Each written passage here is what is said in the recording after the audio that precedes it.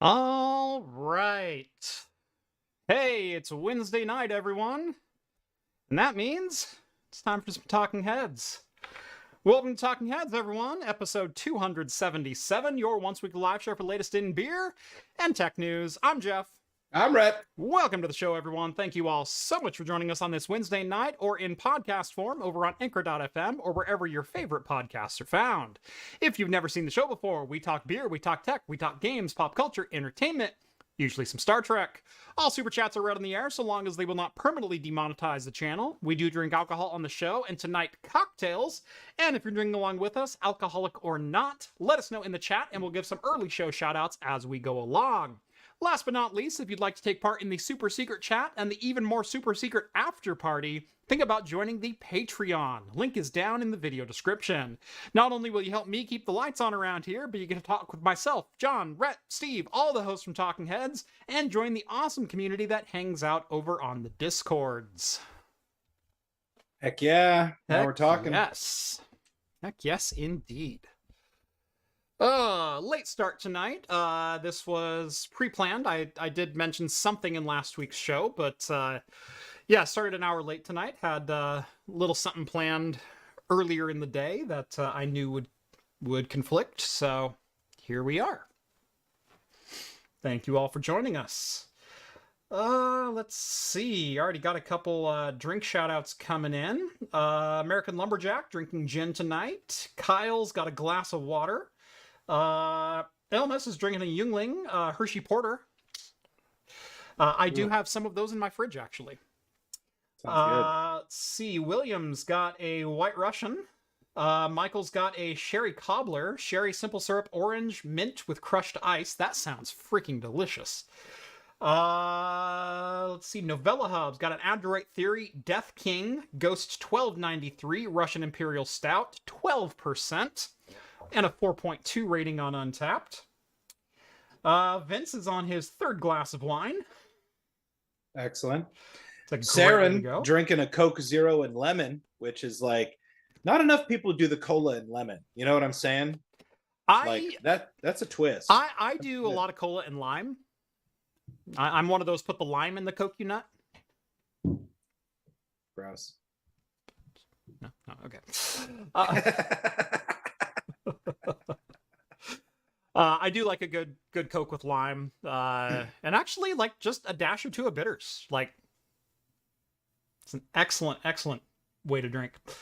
Sounds pretty good. Let's see. Josh has an Imperial Apple Cider with a shot of Fireball. Perfect. And Vincent's got some craft root beer.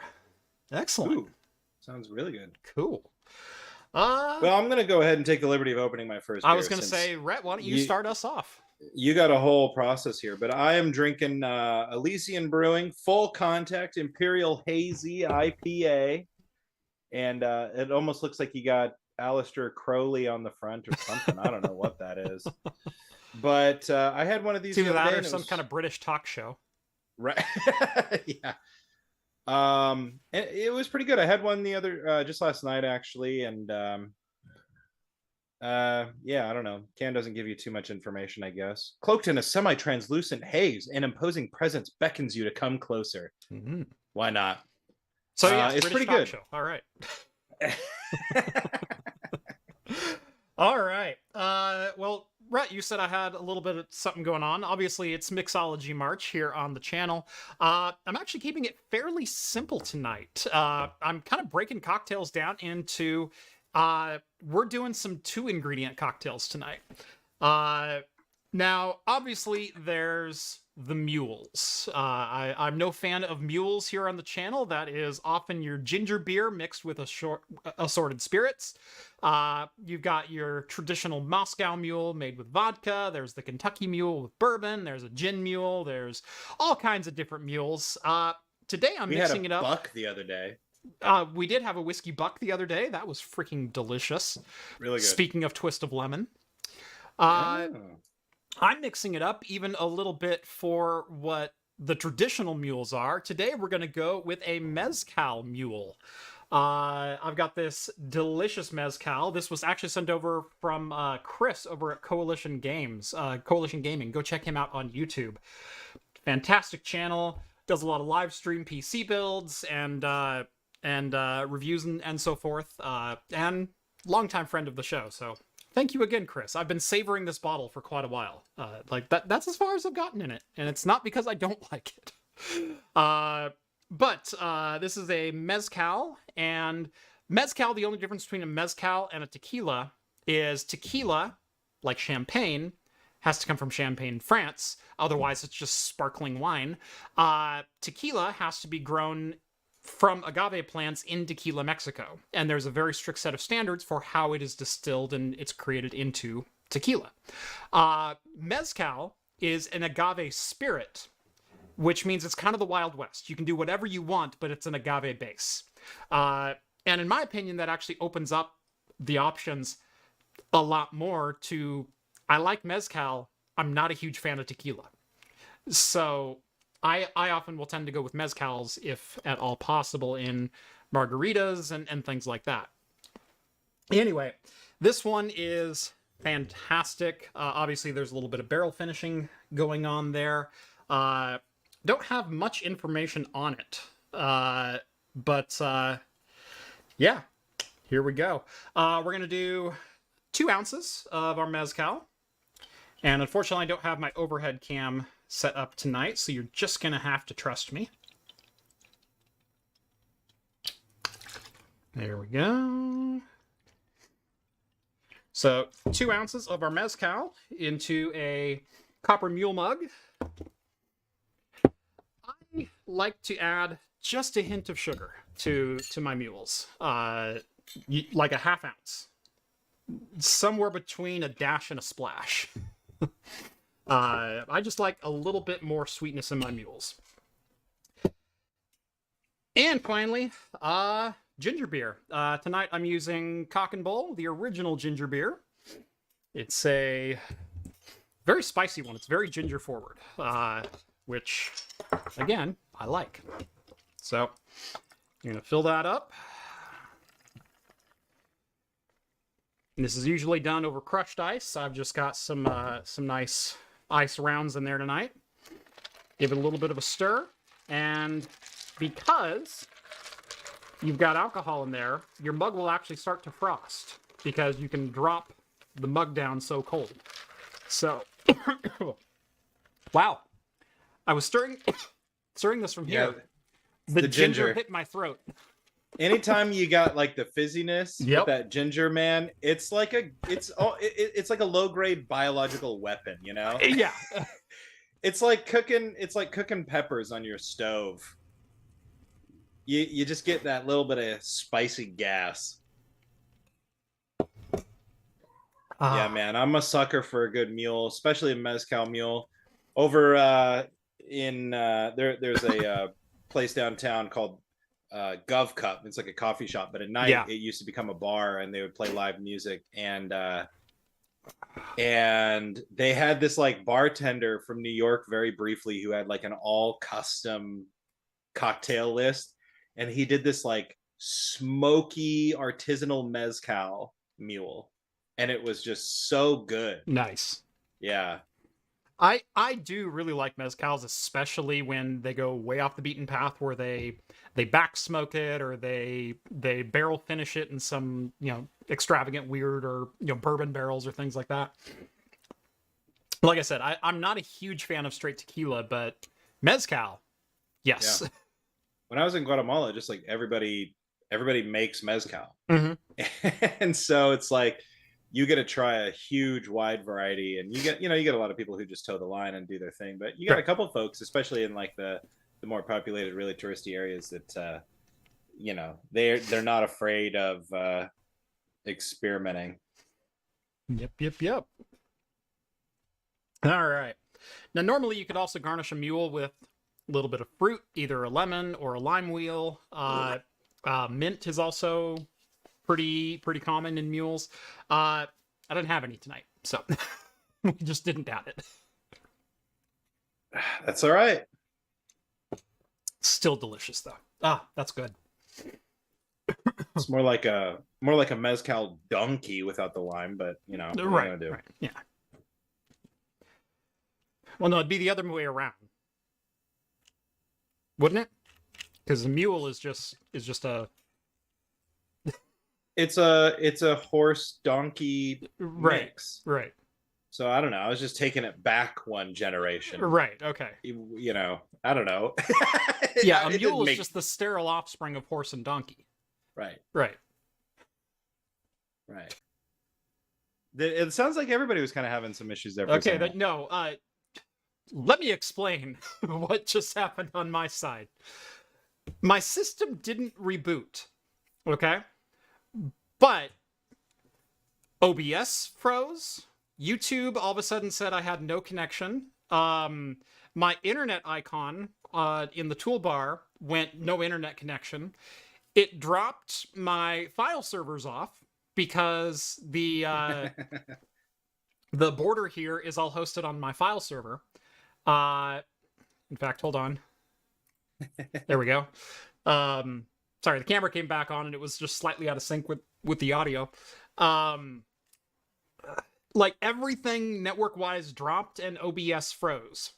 And I didn't touch anything. And I just sat there and I stared. And all of a sudden my camera came back on. But my camera came back on and it's just a black screen around me. I went, nothing's pinging, nothing's going. And then all of a sudden everything just started coming back up. It totally looked like from my side, it seemed like it was on my side. So I just reconnected the Zoom call and everything was fine. Right. But anyway, yeah, well, we got some weather in our area, maybe. Oh, there's supposedly Thunderstorm a rolling in gigantic, tonight, but yeah. and not just a thunderstorm, but apparently there's a gigantic solar flare headed our way. I think it's supposed to be here on like Friday though, but maybe we're getting like a sneak peek of what the solar flare can do to us. Oh. Hold on. I do have between 7/16 and 7/17, which is when that would have occurred. My Mellanox Nick seems to have created a dump. I'm gonna have to check that out later. Figure out what that was all about. No warning or anything. It just said it detected an unknown error type, and then the device detects that the link is down. Solar flare. And then it just started working again. All right. Cool. Hey, we're back. Well, Hooray. we did it, guys. We did survived solar flare apocalypse 2023. Here, the first live stream of spring. That's true. It's true. From here on out, Jeff, the days will only be longer than the nights until September. So I am okay with that. We're doing good. Doing good. I don't like the dark. I function better at night, but I don't like it. Yeah, I mean, it's one of those things. It's like, I think when you're saying you function better at night, it's like for me, I'm talking like 11 p.m. to like 3 a.m. Yeah. Yeah. No, that's exactly what I'm talking about. And I don't even know if that has anything to do with darkness or anything like that. But what I can't abide is leaving the studio at 5 o'clock and it's dark. Right. I can't do that. And luckily I haven't had to do that for a few weeks. So, I think it was like early March. I remember I remember being like, okay, it's going to be light until after 7 for the rest of the year, like until October or something like that. Right. So I can okay do that. With that. Yeah. We're back, so. All right. And well, now that we're back online, shall we dive into some news? I think that was the government's way of like, don't tell them about Central America or mezcal. We're all about freedom spirits. So, yeah, let's do it. Yeah, none of this, this is from Mexico. It is a Mexican mezcal, so. Right, there you go, North American trade agreement. That's right. Now, Ginger's still kicking, man. All right. Let's dive in. So, Microsoft. I've been asking for a while, why isn't Windows just free? And I've talked to various people, and I kind of have an understanding from the business perspective, from an investor perspective, from a publicly traded company perspective. Once you start charging for a product, unless you have a way to monetize and exceed the revenue of that product, you can't, in good faith of your investors, make it free. However, Windows has so many flippin' SKUs that it's really difficult from a consumer standpoint to know which one you can buy, which ones you can't buy, because there are some that Microsoft won't sell you without an agreement. There's professional, but then there's also professional for workstations, which is like actually professional. There's enterprise, which they won't sell you. There's LTSC variants that they won't sell you. There's a whole bunch of other things like that. But what if you're just an average home user? What if you're just, you bought a laptop and it's got Windows Home on it, and you get your laptop home and gosh darn it, it's popping up with activation issues. It's saying you don't have a valid key. Well, you call Microsoft, and Microsoft walks you through the steps of, well, check your, certificate of authenticity on the bottom. Read the numbers on the sticker to me. Let's put them in. Let's make sure everything is. Can you take a picture of it? Do you have a CD that it came with? All these other steps. Sometimes even that fails. So what happens when that fails? Does Microsoft give you another key? Oh, no. That would be way too much work. They just crack the activation using publicly available, non-official piracy. Oh, yeah. What else are they going to do? Right. So this happened.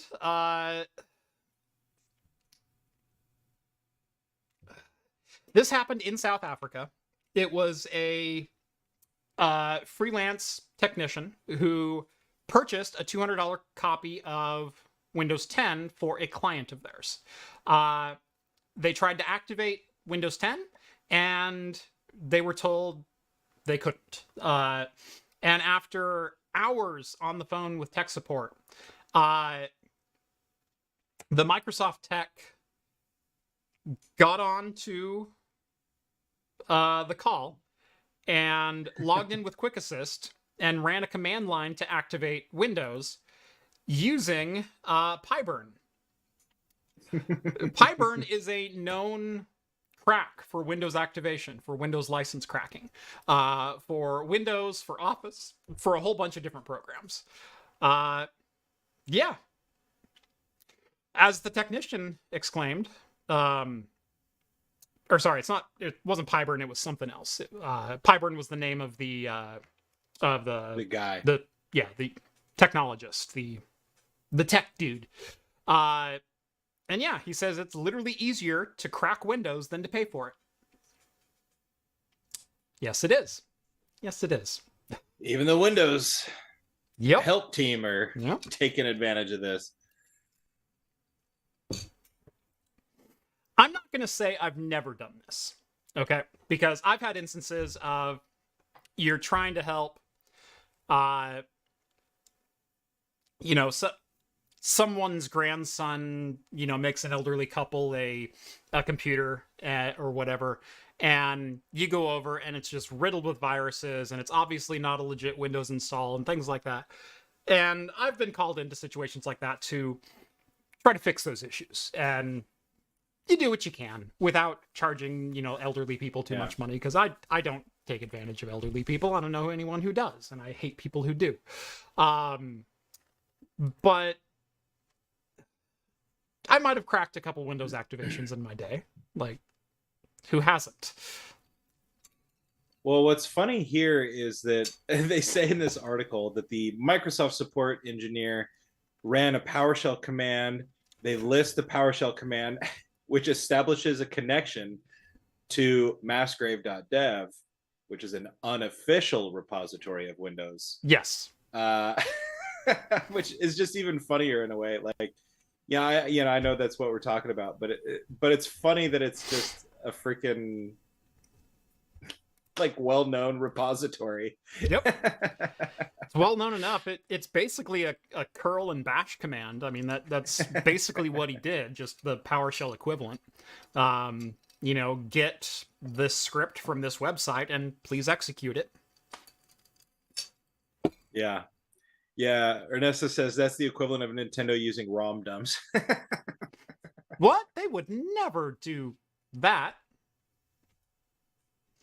Or violate open source licenses or GPL licenses on known emulators and embed them into their own services and then charge for said services. The very thing they accuse the pirates of doing. It's almost like capitalism was a bad idea. Right. It's almost like we've strayed too far. Look, capitalism built all this. We can agree. It worked for a time. Okay, it's not going to cover our butts in the technological age. Just ain't cutting it anymore. It's time to evolve.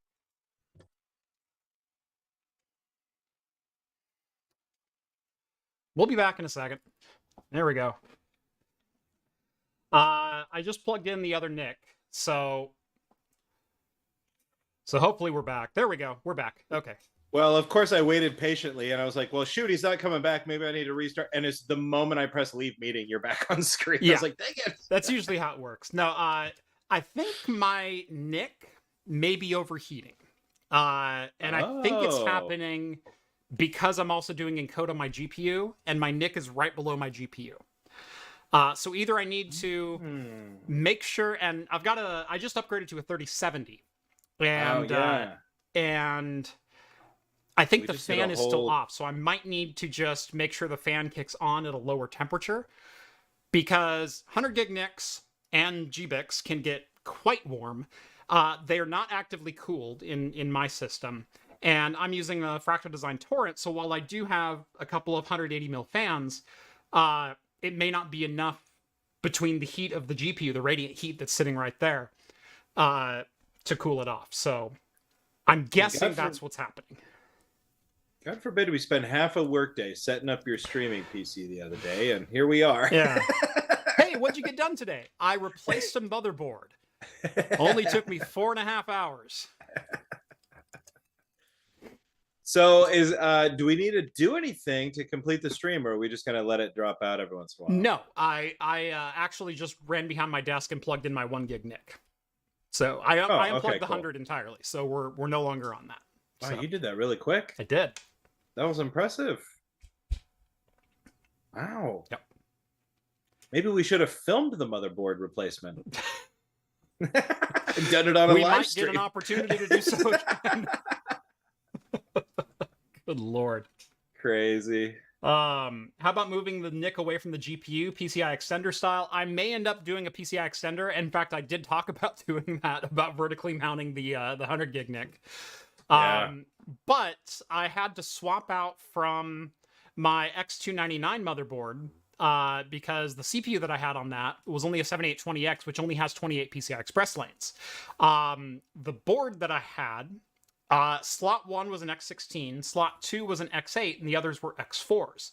Well, I also use another X8 and an X4 in addition to my graphics card. I have a Blackmagic Decklink capture card, 4x4K, and I have an ES2 data path, which is an analog capture card for doing VGA off servers and such, without any need for HDMI conversion and all that weird stuff that goes on with that. I still actively use both of those cards. It's not like I can ditch one of them or anything like that. Then you add a 100 gig NIC to it, and it's like, oh yeah, I'll just, put the other two down into the X4 slots, and I'll use the X16 for the NIC. Well, that didn't work because the NIC didn't want to run on X4.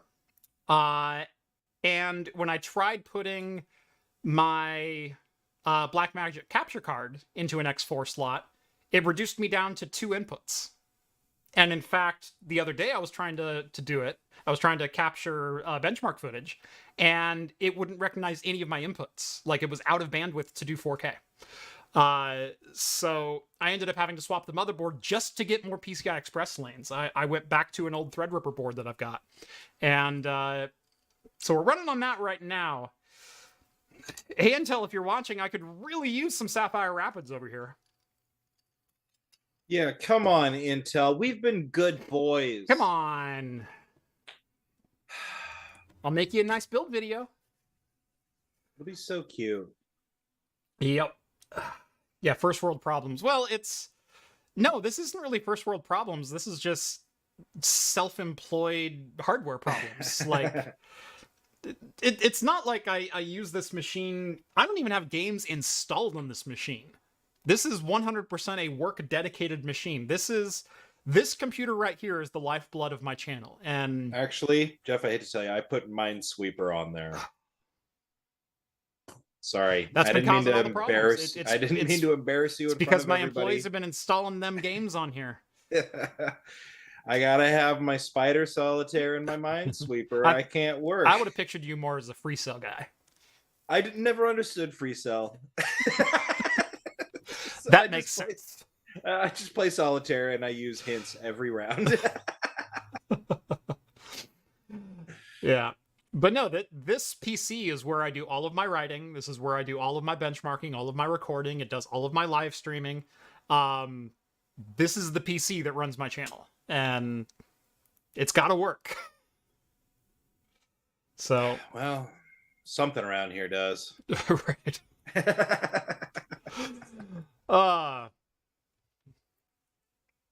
Speaking of things that don't work, Microsoft activation. Where was the comment at? There was have I heard of the one who got busted for using KMS? Yes. Did you know KMS was quite easy to emulate on your home network if you have a bunch of machines that, I don't know, maybe you need to benchmark temporarily? How would you know? I don't. I'm asking. Does anyone know if you can do that? That'd be swell. It's not like you could search KMS emulator and come up with any results on GitHub or anything. No, I don't think so. Not at all. Wonder if that works for Office too. Doubtful. Yeah, doubtful. Doubtful. Well, what are you gonna do? I don't know. You're not going to search for it. I'm not. Because it doesn't exist. I'm not going to put that in. Like, there's no way that exists. There's no way it's that easy to run a little single executable on your local network, and there's no way it's that easy. Well, you heard it here first. Speaking of things that are that easy, Rett, you and I are about to be out of the job. Yeah, unfortunately.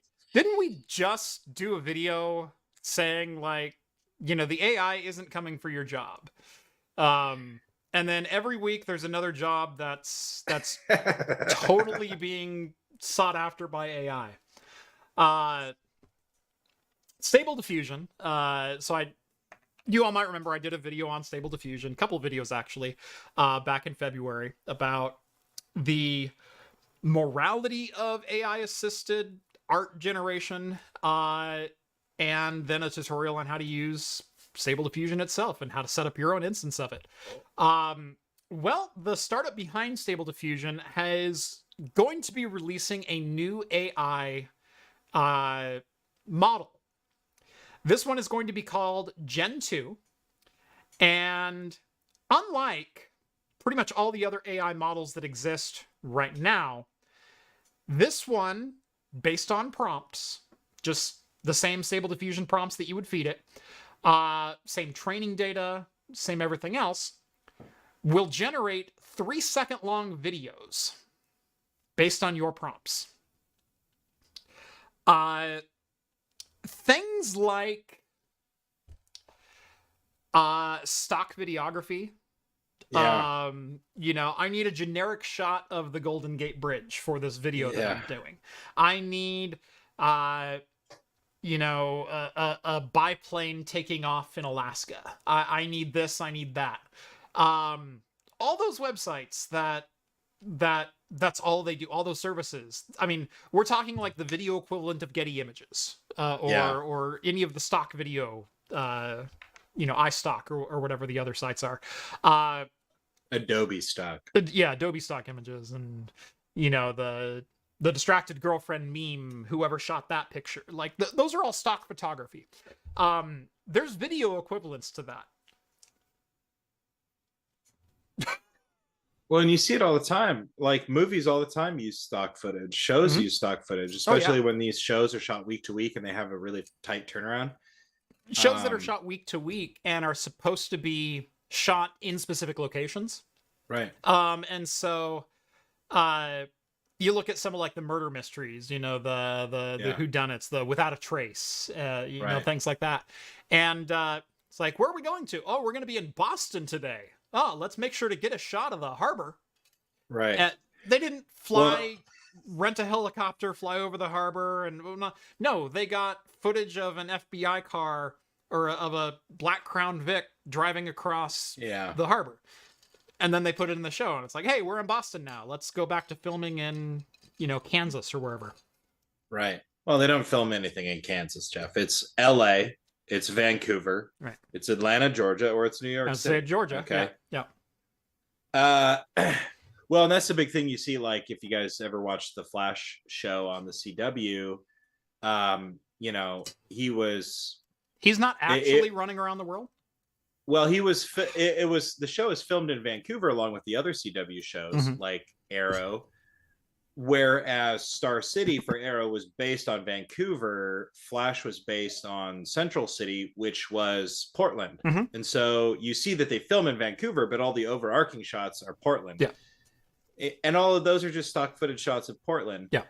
There was that other show with the gal that's from How I Met Your Mother, and she's like in the Avengers a little bit. Anyway, there was a show where she was like a private detective. It had Jake Johnson from whatever. Anyway, and that was based in Portland. Well, remember the show Leverage? Yeah. Leverage was actually shot in Portland. Yeah, it was. And there's a couple of them. But season 1 of Leverage took place in Chicago. Oh, interesting. And so they had stock footage of Chicago, and then they're like, why are we paying for stock footage? Let's let's get evicted from our loft in Chicago, and let's move to Portland and start doing the same thing.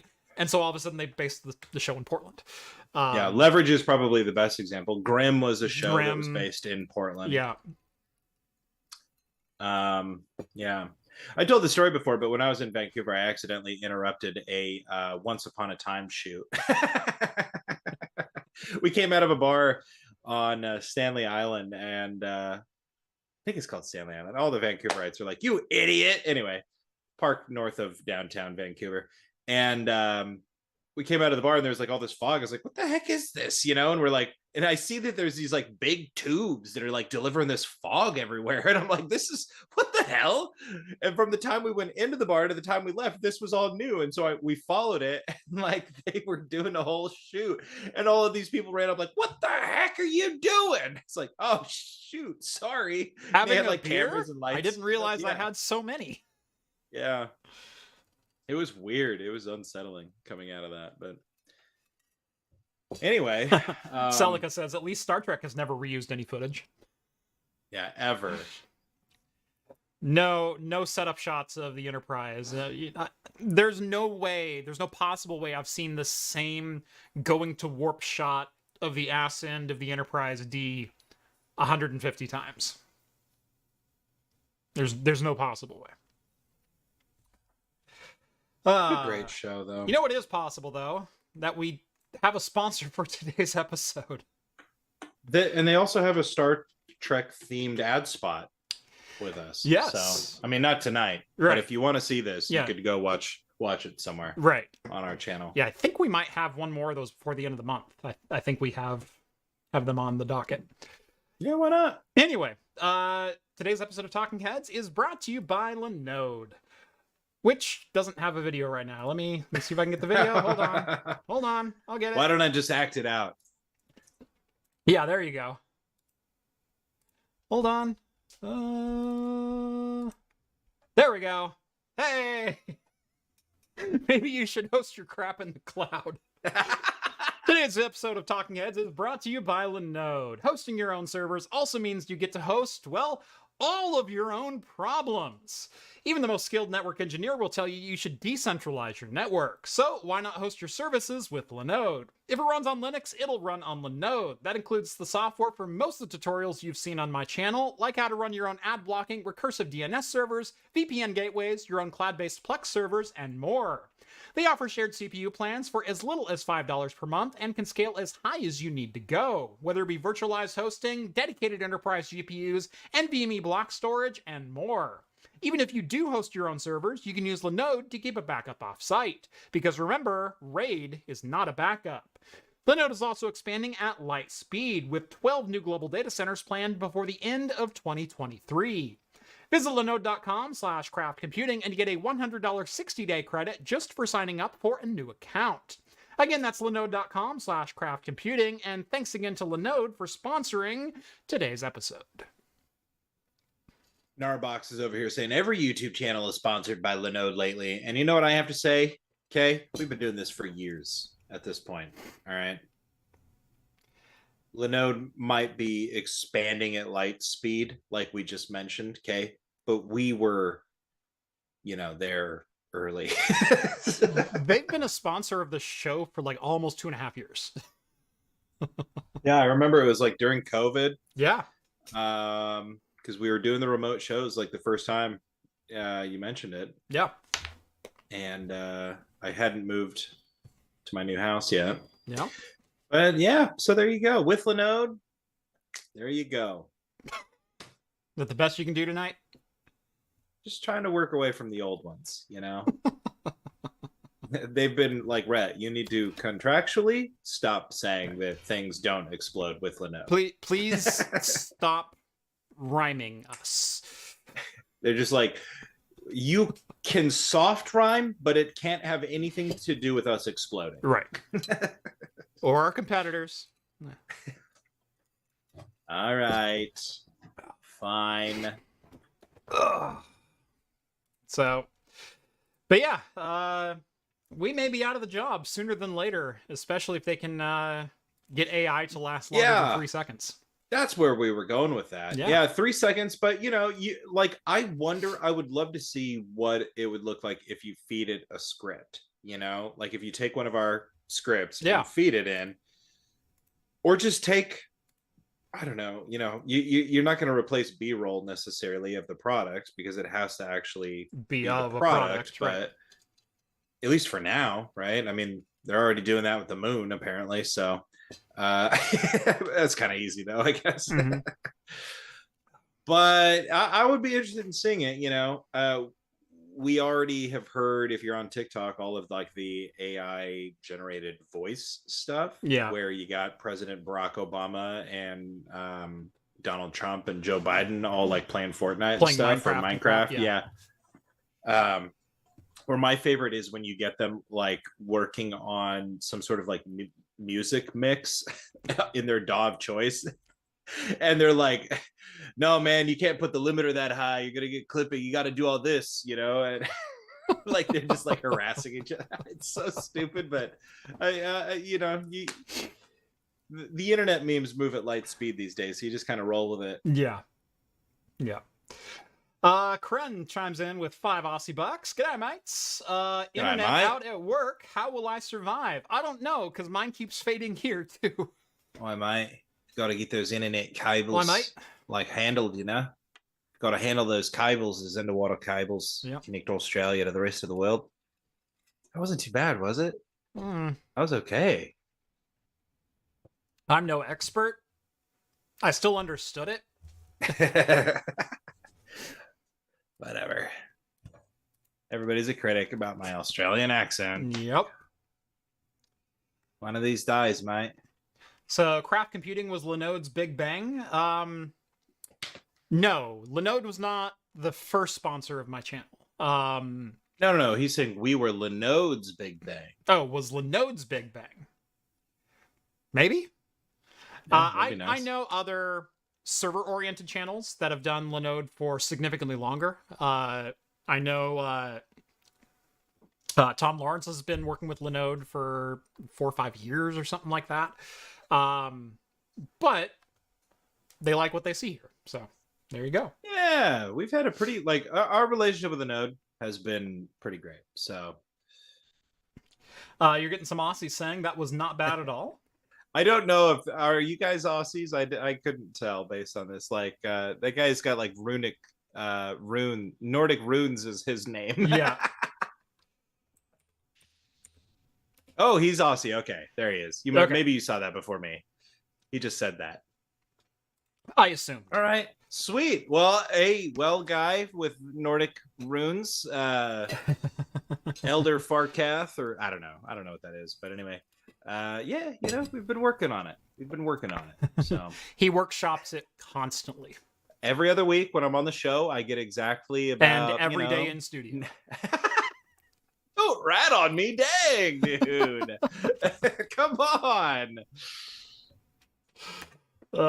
I'm Scottish. No one understands me. That's another one of my favorite brands of TikTok videos is them like Scottish people trying to react. Say what was the one that they tried to say? Purple burglar alarm. Oh yeah, yeah. They try to say purple burglar alarm. Oh my god. I'm so sorry there, Leslie Monroe, but the purple burglar alarm Scottish TikTok is a great genre of TikTok. Yes.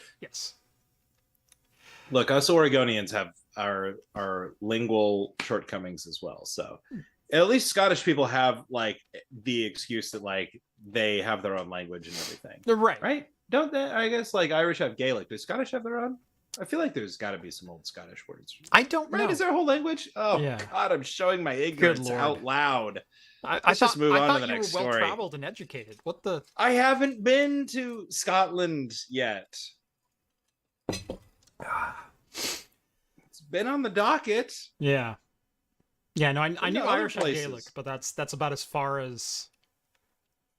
I feel like there is a Scottish. And I'm not going to look it up, so I'm happy to be corrected by Leslie. I'm happy to sit here in ignorance. At least I know what hard R means.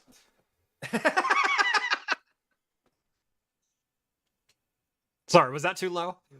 No, God, I watched that unfold, and I was just like, "What a dork! How can he not? What is he saying?" West Coast Scotland speak Gaelic. It is Scottish Gaelic. It's different from Irish. Okay, so I thought Gaelic. And that's kind of why I went with the word Gaelic, because I thought that there was its own thing, but I just wasn't sure. Gotcha. I didn't want to disappoint you. Gotcha. Cool.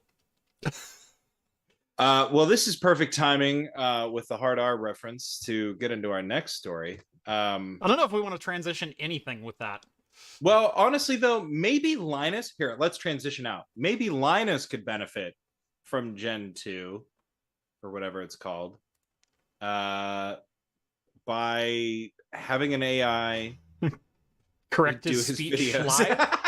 Yeah, exactly. Yeah. Anytime he puts his foot in his mouth, or you know what, or like the leaderboard, the marquee betrays him by like. Do they still have a swear jar at LTT? Like, do they have a hard R you have to drop a nickel in? Like, I just love how casual he was about that too.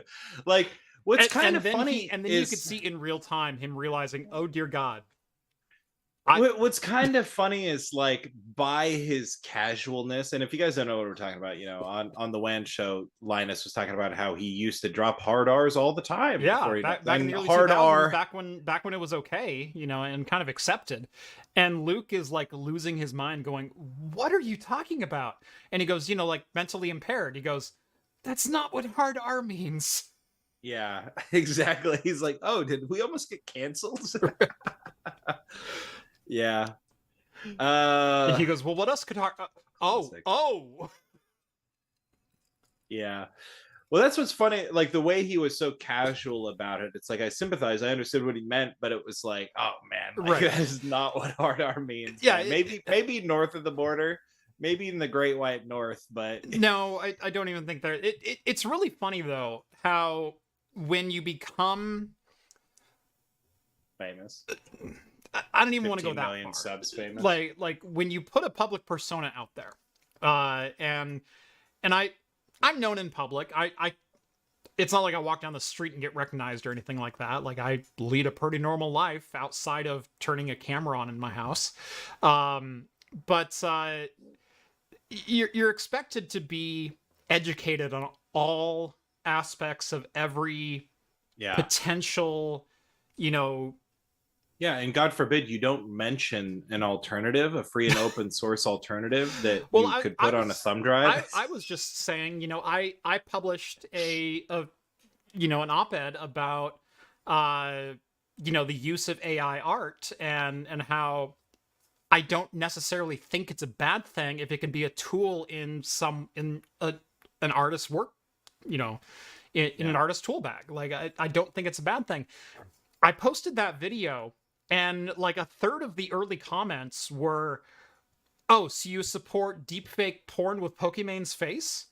And I went, "What?" Yeah, and that was the unfortunate thing, is because that was like really hot on the tails of that whole scandal with like, and here I'm super not versed in who all the Twitch streamers are, but apparently that guy was pretty prevalent, right? And and had been found browsing deep fakes of Pokemon, and like, right, he thought he had logged off, and the creepiest thing is, like, you log off and you're like, "Oh, I'm not even gonna turn the camera off. I'm just gonna, like, yeah, let's just get busy." Yeah, At least have the decency to go to another room, bro. I don't know how that works. Yeah, like Twitch streamers are like such another breed entirely. You have so much more room for error, but like part of that is what people like, is it's just like a slice of you given to the audience. But here's the perspective that I give. Okay, I'm a tech YouTuber that focuses on server infrastructure, networking, Linux. Yes, I delve into gaming. That doesn't mean I have an ear to the ground for Twitch live streamers. I know who Pokimane is. Well, because she's exceptionally famous in the realm of Twitch streamers. I know Pokimane. I know Ninja. I hate Dr. Disrespect, and like I know enough to know those things. Is Mr. Beast a streamer, or is he just a YouTuber? No, he's a YouTuber. No, he's the let's give someone $1 million and see what happens. But why can't you be that, Jeff? Step 1, have $1 million. Step 2, be able to give it away. But like, I don't even have an ear to the ground with what Mr. Beast does lately, because that's not the realm that I live in. It's not even tangentially close content to what I produce. I've got a pretty good ear to the ground for tech and Linux and things that are happening in those regards, as well as other areas that I'm very interested in, photography, videography, things like that. I don't keep an ear to the ground for every bit of gossip or controversy or anything like that in regards to the platform that I'm on as a whole. That's like expecting a TV star to have a hot take because some news anchor on another network in another state said something offensive, and it's like, I'm not required to know that. We've kind of lost track of that, and I noticed that that's something that has really developed in the Facebook age, is that we've lost the ability to not have an opinion on something. And I'm really guilty of this, and only recently, like within the last couple of years, have I realized that like it's okay for me to not take a stance or have an opinion on something that's really complex and that I know nothing about. Right.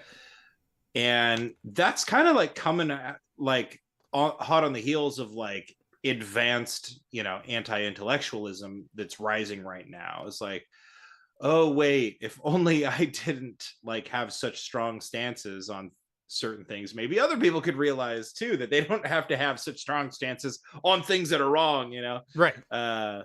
Like objectively wrong, not just like subjectively, right?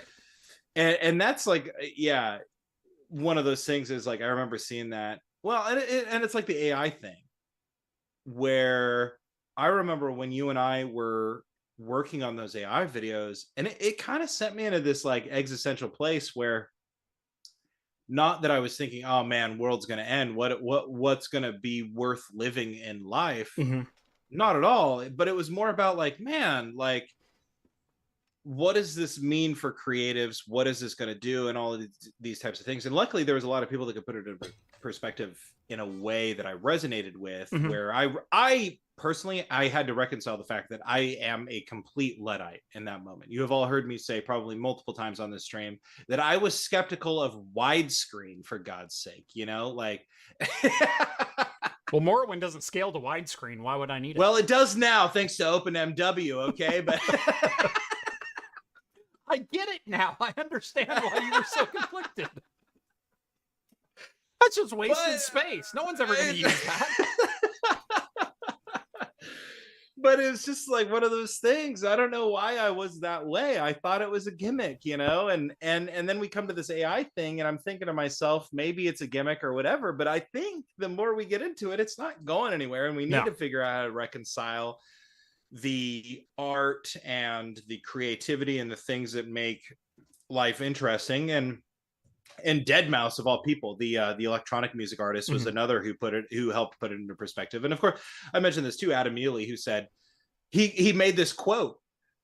He read this quote from Philip Sousa, you know, the famous like march composer. That was about record players, that very well could have been about AI.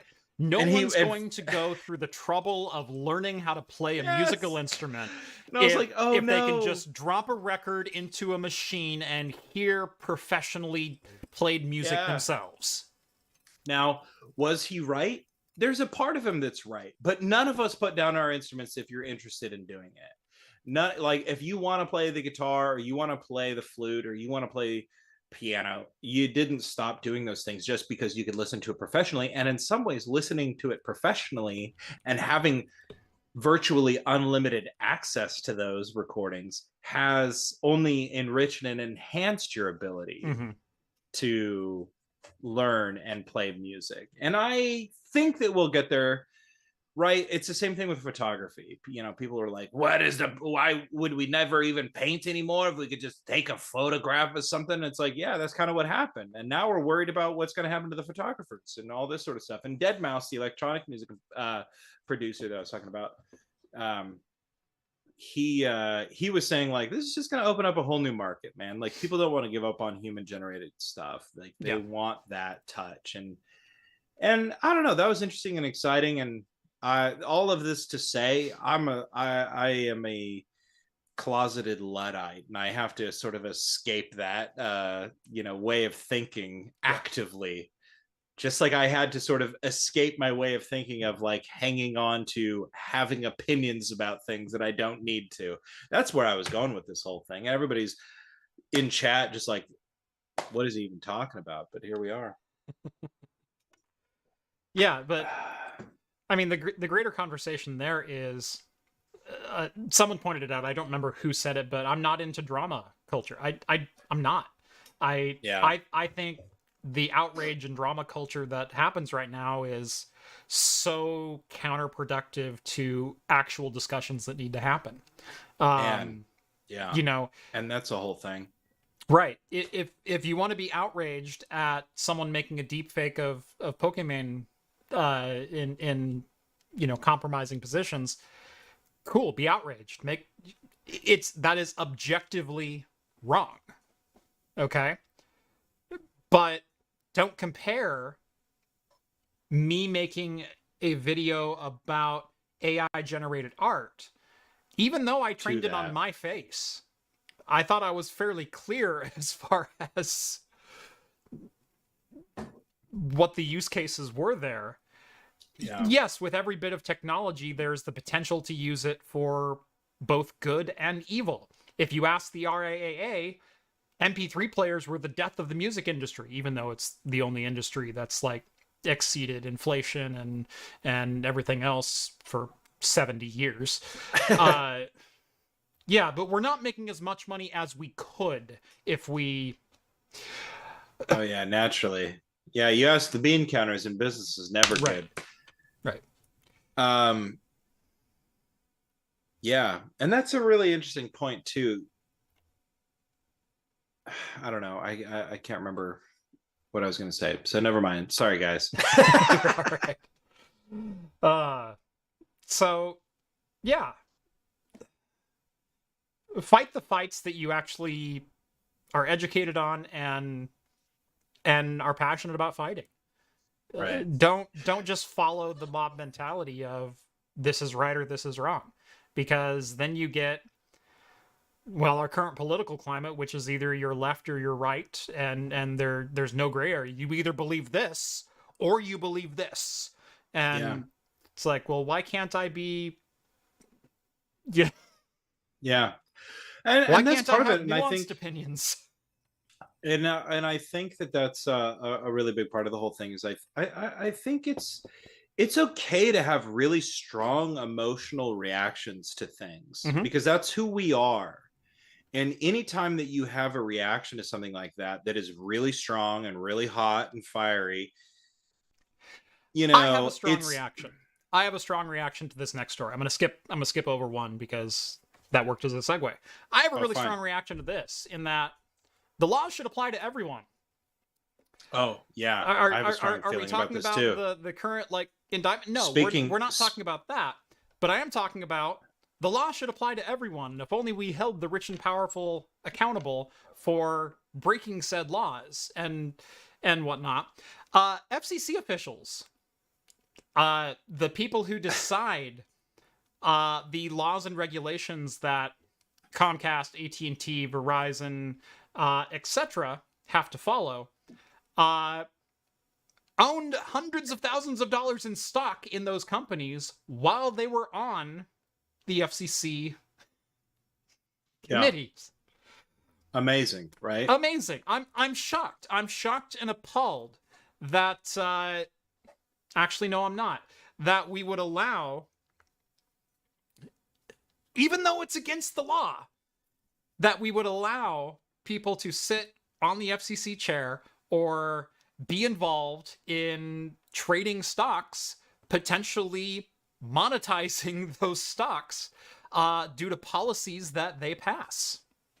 They are literally helping shape regulation That will directly while having a be financial to them. stake. Right. Having a financial stake in whether or not those Mhm. companies succeed. Yep. And everybody's not surprised at all. Why should we be? We've seen this time and time again. Think about all of the sitting congressmen who made a fortune. What was the big remote meeting company right before all of the COVID shutdowns? Citrix. Yeah. That's how all of these congressmen came out owning millions of stock in Citrix and maybe even Zoom before the shutdowns came out. Like, they started buying up all of these things because they knew, they had this knowledge that shutdowns were going to happen, which is the definition of insider trading. Yeah. You know what some countries do? Well, this is different. I guess that's bankers. I don't know. Iceland started jailing bankers that break the laws, and guess what? They have less financial frauds. Weird that when you hold those in power accountable, you get less fraud. Isn't that bizarre? I don't understand it. Do you ever feel as though, and I feel like this often, and this isn't necessarily related to this FCC thing, but it is, where it's like, existing in this country, I often just feel as though my first occupation, my first line of duty is consumer. Like, I am a target consumer. And Rett, it's my not title to most people is influencer. I know. Isn't that awful? It's disgusting, and I hate it with every fiber of my being. By the way, make sure to follow my affiliate links down in the video description. But see, that's what's irritating about the whole thing, is like, we create quality content that is literally enough to support livelihoods on a free platform that we then have to monetize outside in other ways. And we're really lucky that we have an audience that's okay with that. Yep. Because we have an audience that's on Patreon. We have an audience that clicks on those affiliate links. We have an audience that's comfortable with super chats. And but yeah, it's just so bonkers when you think about the commodification of our time, of our Yeah. our focus. What's the word I'm looking for? Good Lord, whatever. You know what I'm talking about. Yeah. But it's like, getting eyeballs on screen, getting eyeballs onto products, and getting people to open their wallets because of all it. right, yeah, all right, Right. The commodification of our attention. Mind Yeah. share. Right. Yeah, and it's just like, man, and then here we are, and it's like, it's not enough that these people have a great job, presumably have a great job. I don't know. I know that public service isn't necessarily the highest paying gig of all time, but generally, like, it's okay in a lot of places. It's okay in Oregon. Mm-hmm. And these people are capitalizing on their knowledge, their inside track, Mm-hmm. the rules that they're making in order to make an extra buck. And it's like, I don't know who to blame. Do I blame them? Do I blame the system? Do I blame the gigantic companies that are... I think you start with blaming them, because there are rules and there are laws for how you are to conduct yourself financially as either an employee of the state, an employee of the government, an employee of the federal government, in a position of power. That they all have words and nomenclature around all of this kind of stuff. As a government employee, regardless of what government you work for, you are forbidden to financially benefit from your position. That's a federal and state, city, county law, up and down every single law book that you would ever open. Remember the episode of Parks and Rec where Leslie Knope was like investigated for accepting a bottle of wine? Like, come on. Right. When I'll disclose, when I was a park ranger at Oregon's largest state park, there was a gigantic Indian family get together. They had a barbecue. The food was delicious and amazing. And when they were shutting down, they gave me a lot of food. And I shared it with everybody. Yeah. Well, there you go. Well, it was good, man. If they shared it with the park and as park employees, that's fine. But when I've done government work and been contracted in that regard, I cannot be taken out to lunch for a meeting because it may influence my decision on who we do business with. And now, isn't that amazing? Now you can make videos and a $15 meal from a Chinese restaurant, but motherfuckers on Capitol Hill are buying up hundreds of thousands of dollars of telecom stock and then giving contracts directly to these telecoms in which they will financially benefit from. And that's totally okay. Randar says, we can't jail everyone who's guilty of insider trading. Yeah, exactly. Red alert, baby.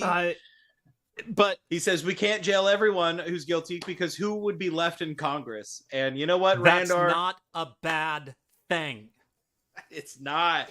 But the problem is, we'd hold more elections. I'd vote for you, Randar. Who's going to hold those people accountable? Where's the accountability for those man? people? It's like, think about all of the friction that we've had. We've talked about it on the show with the FCC. Mm-hmm. Net neutrality. Mm-hmm. The whole LG fiasco. You know what abolishing net neutrality would do for their stock prices and thus their trading portfolio? Do you know what it did?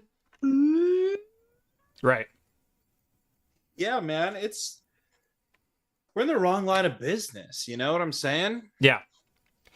But who do I blame? Let's blame the people who are in power. Let's blame the people who are actually doing insider trading. Because there are very clear rules, there are very clear laws in all forms of government, both local, state, and federal, that prohibit this crap. But then they prohibit this crap and all this sort of stuff, and it's like you could almost make the case of But then they're also the ones who get to decide if they prosecute for that crap. So if everyone's doing it, right, and then they're not going to point the fingers at themselves. And you know what? You know what else? I'm gonna point some fingers at Comcast too. Okay, stop doing so well financially. Well, let's point fingers at Comcast, and again, let's say, what's the word for basically bribing? Basically bribing? Campaign contributions and the like. Lobbying. There we go. Oh. Lobbying. Yeah. Let's who got $1.2 million from Comcast and then voted to make Comcast the only provider for the state of Pennsylvania or whatever the hell, Well, and this is the biggest problem, right? Man, we're about to get super in the weeds of politics, so maybe I won't go there, but it's like there's a specific administration here in the United States of America that saw away with lobbying regulations and spending limits and lobbyist limits and all of this sort of stuff. And when those went away, you began to see a rise in this type of behavior. I swear, like maybe not. Like I admit, I'm young, like I'm a millennial, and so maybe I have a skewed perspective on the whole thing because I was so young while it's all unfolding. But it's like, I don't know. If you are the only organization that has the power to hold yourself accountable, then there is no accountability.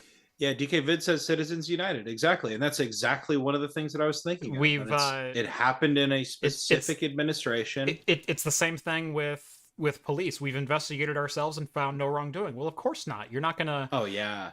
There's an amazing Salem news story that I was reading the other day where, they were finding police wrongdoing is actually down. And it's like, then there's another story that's basically like police refuse to submit their cases to the oversight committees. The oversight committees.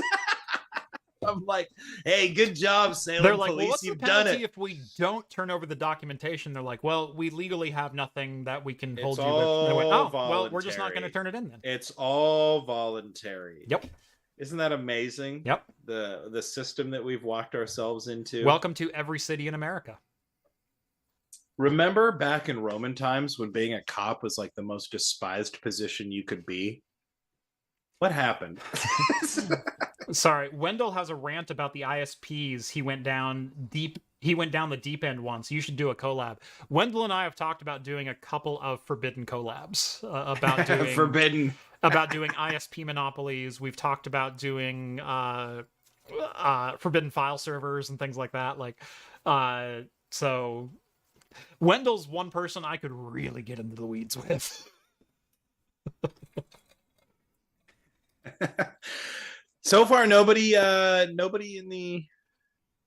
Oh my God, poor Sean McNaughton here. He says, so this is my first time watching Talking Heads. Is it always this political?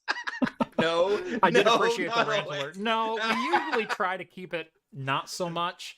Yeah, sorry, man. The thing is, I'm talking politics right now because there is a very current... story. There's a story relating to corruption of FCC officials, and that is something that we followed multiple years on this channel, all the way back during the net neutrality talks and everything else. Ajit Pai is a slimy piece of human scum, and I have absolutely no respect for him. I don't care who knows. He's a bureaucrat. But we do usually try to keep politics and political talk as nonpartisan as possible. Rett and I do feel bad because Rett and I both obviously have our views. I have very strong views. Oh, and I have very strong views too. And you and I 90% of the time align with each other. But we try to only argue the facets of right versus wrong, not right versus left. Not well, the Democrats want this and I'm sorry, don't you mean left versus wrong? Just kidding. So sorry, guys. Thank you. That's the two Elysian we try to keep the morality and legal standpoints as the focuses of it, rather than, hey, I'm X, so you should vote that. I hate people that do that. Yeah. So what I'm talking about right now is there are laws that prohibit insider trading. So why are we allowing insider trading? And why has it been allowed to go on and for why, so long? Why is it allowed? And why And I do think that this is kind of groundbreaking. And I'm in pointing fingers at lieu both sides of- because both sides are completely guilty of this crap. So, oh yeah, dude. One like sec. you talking political parties in Congress, like it's not as though like one side will, call you by your proper pronouns while stabbing you in the back, and like, I don't know, maybe that's too harsh. actually, Sorry while you I'm didn't up, hear it, Jeff. I'm gonna grab an ice cube. Oh, there you go. Oh, whatever. I stick by it. I vote one way, and it's no secret. Anybody that follows me on Twitter, you're welcome to at Red is Awesome. I'm not a douche, but strong political, beliefs and all this sort of stuff. But like, what one political party, they just call you by your pronouns while they screw you over. So.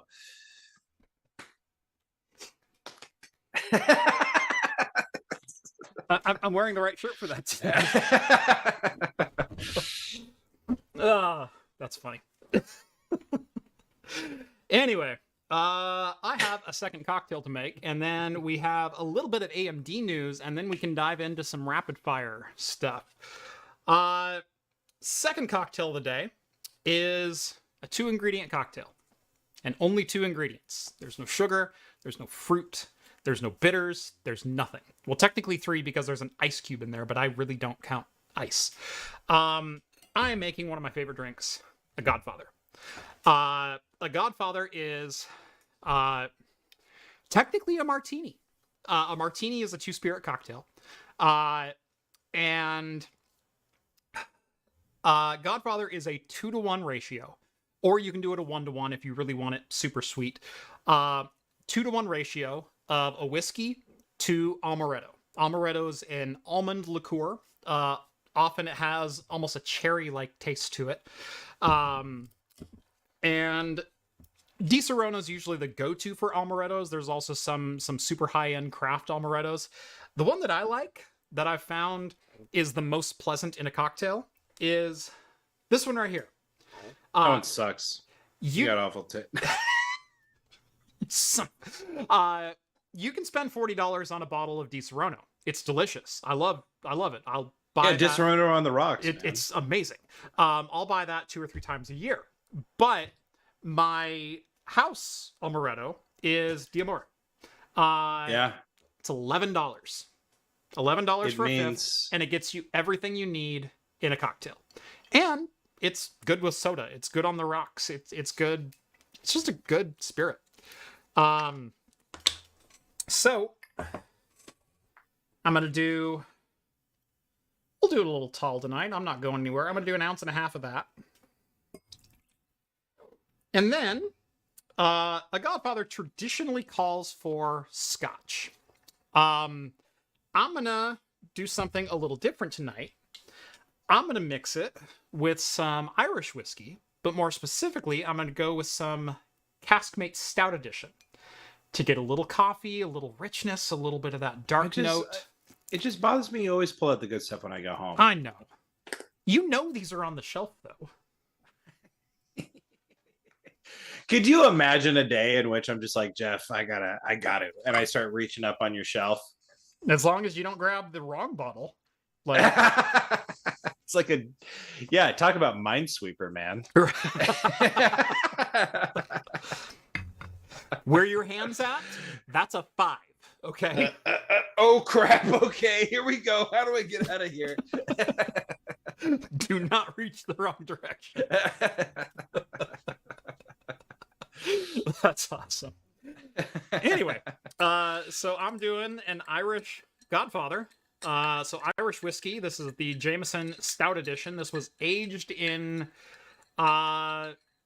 barrels that had aged both whiskey and stout. And some amaretto. And that's it. That's the drink. It's as simple as that. It's also the only drink I've ever been yelled at a bar twice for attempting to order. Why would you ever do that? Remember when we were at PAX? Oh, yeah. So we went to an after party hosted by a large hardware manufacturer.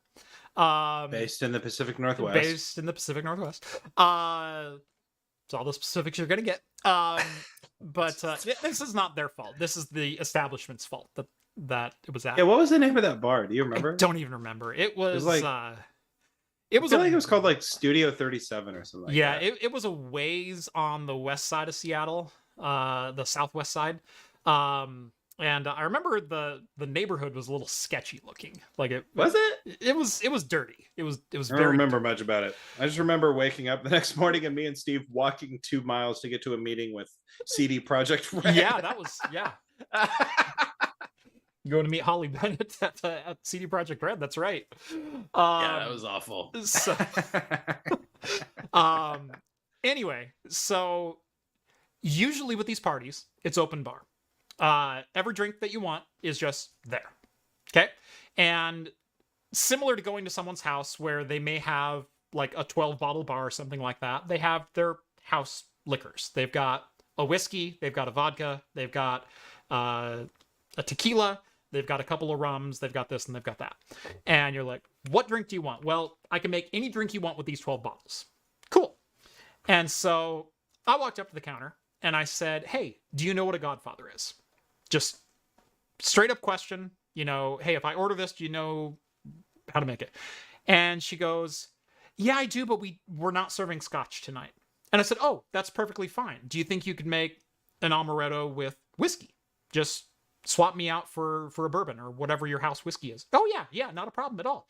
And so she just grabs the Jim Beam and some amaretto and makes me a Godfather. And I go on my merry way.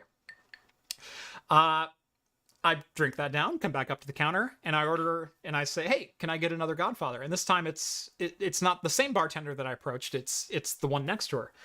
And she goes, sir, you were already told we're not serving scotch tonight. And I went, whoa. I've already talked to her. I've already had one.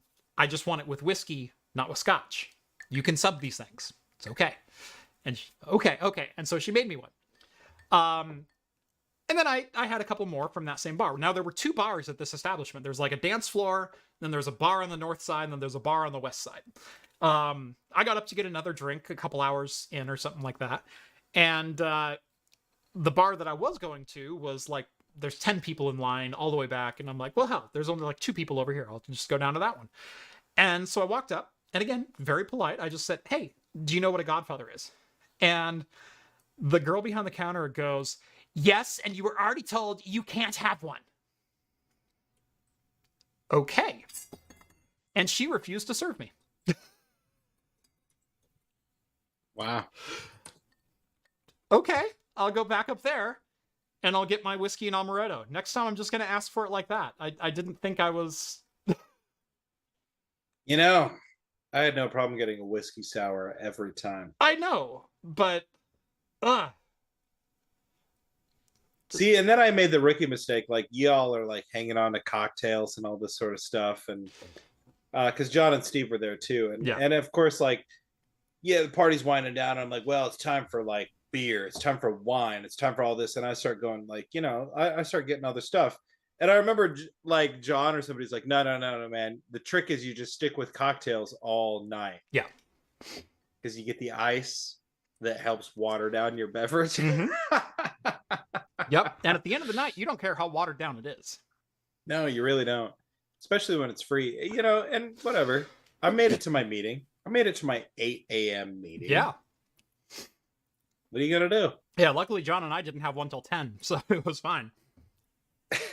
I can't believe me and Steve still went to that. I can't believe it either, because we didn't get back until like 2:30, 3. That was when I met you guys, because we had a meeting with the guys from Descent. Yeah, and we went and met with the devs of Overload.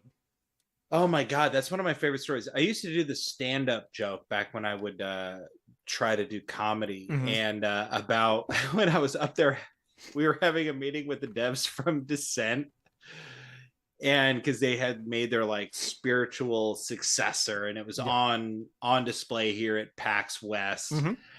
And I was having like the morning rumbles from a night of drinking, and so I'm looking for the bathroom, and the only bathroom I found was a all gender, like, gender inclusive or neutral bathroom. Uh-huh. And I'm a small town boy. I'm not, I'm not bigoted. I'm not closed-minded, any of this sort of stuff. But I am a small town boy. Mhm. And I went in there and like, there's women everywhere and there's men everywhere. And there's like, first of all, the cleanest, most orderly bathroom I've ever been into. So I'll say that. But I'm like, oh my God, I got the tummy rumbles, and so I'm looking for an empty stall, and I pick one of the ones that's furthest away, and I sit down, and then I start going to the bathroom, and I could see the person's shoes in the stall next to me, and those are women's shoes, and those are women's feet, and I'm just trying to like, I'm like, okay, it's gonna be fine, man. Don't worry about it. And meanwhile, I'm what just he means by he's a flatulating small wildly. town guy, it means he's very courteous, he's very polite, he's very withdrawn, and let's get real. I'm like overcoming some like, why am I worried about the person's shoes next to me while I'm taking a deuce? It shouldn't matter, right? But here I am, like, and I'm flatulating wildly, and this poor woman next to me, she goes, "You all right there, buddy?"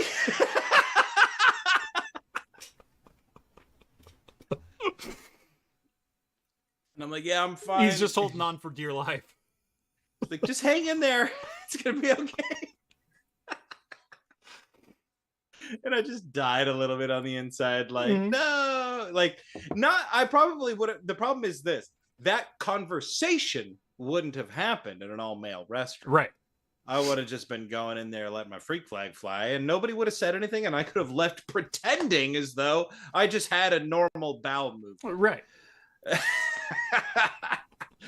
But you go to the movies you watch the movies, and these ladies are like passing each other goodies underneath the stall, and I'm 100% convinced that she would have given me whatever I needed in that moment. Yeah. Which is just not something that happens in the men's room. No. No, you hear a "hey buddy" from the stall over, you scoot over. Yeah. Your foot's about to get peed on. We were on the top floor in the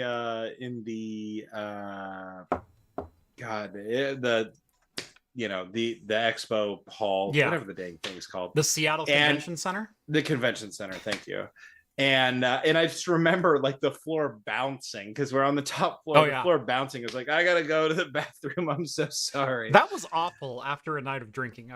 It was, man. And then you're playing this like Descent, clone. And I was just like, I can't watch the screen. What am I doing?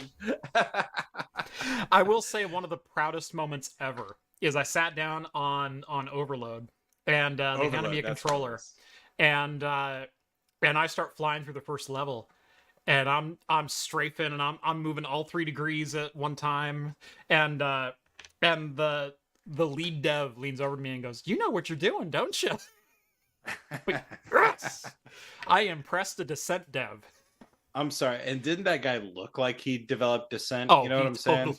I feel bad saying it, but like sometimes you meet one of these old timer like game devs. He looked like a dev from Sierra circa 1983. And I mean, like, they knew how to have a good utmost time. Respect. They knew how to have a good time at work, Yeah.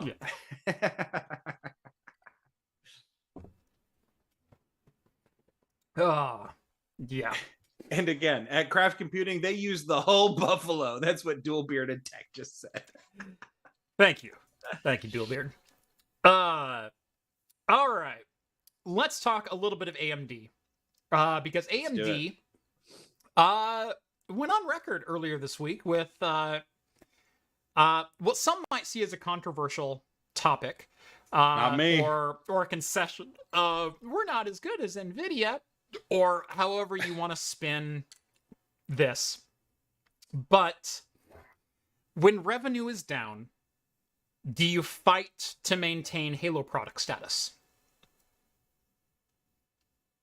Like, as a business, if I walked into a business planning meeting or a project management team, and I said, okay, what's it going to cost us, development time wise, fab time, etc. What are our yields going to be if we want to compete with a 600 watt GPU that's going to be $1,600, that We know they're going to have the edge and ray tracing on because we're not there yet. We're getting there, but we're not there yet. So, of the Halo products, do we want to compete in that market? Or do we want to hedge our bets and aim for second tier? And according to AMD, they fully said we didn't want to compete with AMD with Nvidia at $1,600 this generation because it didn't make any sense at all. In fact, what they said, it was beyond common sense. And I appreciate about it is that it's not even them recognizing that, oh well, this is top tier, this is a flagship. What they recognize is that it's just not feasible for like the normal consumer space, you know. And that's what I appreciated about the take from them. Yeah. And you were just about to say something about it. Yeah. Bergman, what's his first name? I'm drawing a blank. Well, don't look at me. I read this story, but AMD chief of their graphics division. God, what is? I'm drawing a blank. I apologize. Bergman something. Rick Bergman? According to this article, okay. Executive Vice President Rick Bergman of the Computing/Graphics Division spoke on this topic well, there you go. to a Japanese publication named IT Media. Okay. Here is his quote. The message is clear. Technically, it is possible to develop a GPU with specifications that compete with them being Team Green. However, if you put the GPU developed in this way on the market as a graphics card with a TDP of 600 watts and a reference price of $1,600 to generate PC gaming fans, will you be accepted? After thinking about it, we made a choice not to take such a strategy. They're saying we knew what NVIDIA was going to develop. We knew the 4090 was going to be their Halo product. We knew where the top of their market was going to be. And oftentimes you will see AMD and NVIDIA come out stair-stepping each other as far as what is the bang for the buck at a certain price point. And typically that battle has been down in the $250, $300, $350, $400, $500, $600 range. Like that's been where the battles happen. Unfortunately, since 2019, they've decided to fight with each other at $1,000 and leave us picking up the pieces. I will say, Monday and Tuesday, saying that they're not going to play. Oh, go ahead. Right. Monday and Tuesday this week, I've been benchmarking an RTX 4080. Oh, yeah. I desperately want one because holy crap. I have a 3090 in my main rig, in my main gaming rig, that also handles editing. I have a 3090. I also have a 4K 144 hertz display. And I make mention of it in this video that's going to be coming out. It's been a long time since I've been able to just set my native resolution, crank everything to the right, and hit play. Because I've had a 4K display on my desk since 2018 as my daily driver. Now, most of the time my daily driver was 60 hertz, but earlier this year, or late last year, I upgraded my 43-inch 4K display to a 43-inch 144 hertz HDR10 4K display, which means I have a little bit of a lust for frame rates now. Like, I was fine gaming at 60 hertz on my 43-inch before, but now I'm not. And even though I have a 13900K and a 3090, I need to play with settings in almost every single game to get above 100 FPS. It's totally doable. Like, the 3090's got the horsepower there. But you can't just set everything to max and expect it. In fact, if I set everything to max, in some of the games, I'm at like 40 FPS. I'm below the FreeSync level. I still get screen tearing at that. Like, no, I can't do that. And this is a first world problem, okay? Like, do you want to talk about my 100 gig NIC overheating? That's not a first world problem. That's a work problem. This is a first world problem. I turned on the 4080. I put it on my 4K display. I cranked everything to the right. Only one of the 9 games that I tested failed to average 120 FPS or more at max settings. And it was Cyberpunk with RTX fully on. RTX Ultra, and I still got like, what was it, 89?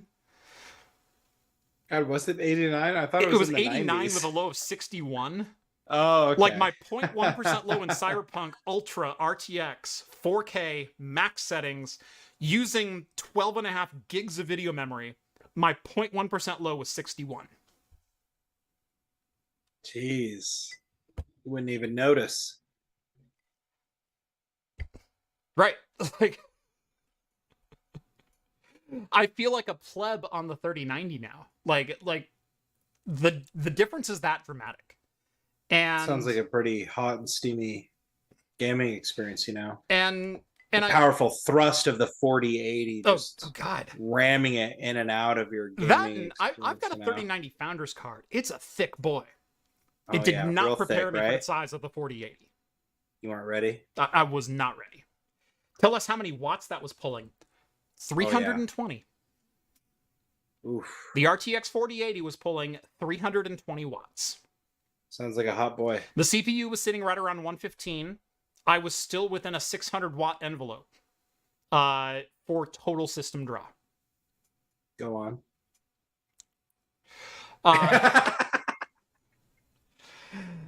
So, again, we're not talking 3090. Or 4090.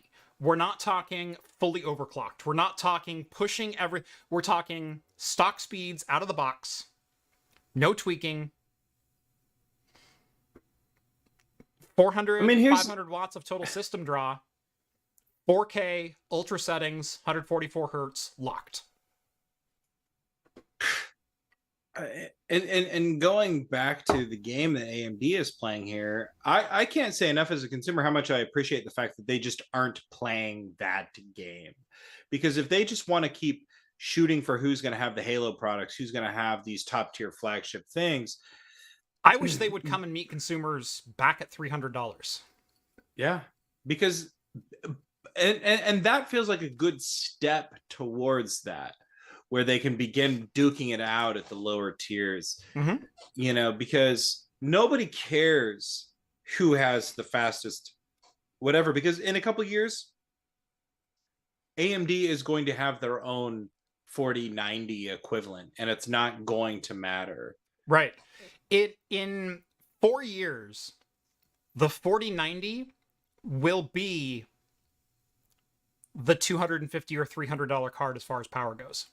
Yeah. In 4 years, that card will be 4 years old. Just blew my mind. That's what I thought you were going to say for a second. I was like, oh no, dude. We ain't ready for that math. Wait.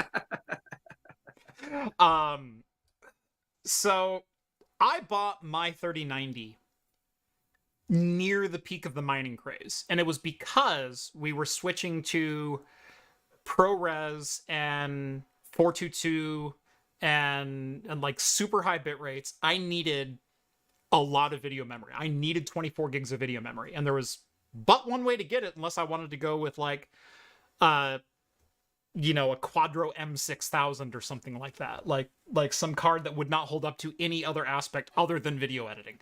And it was the 3090.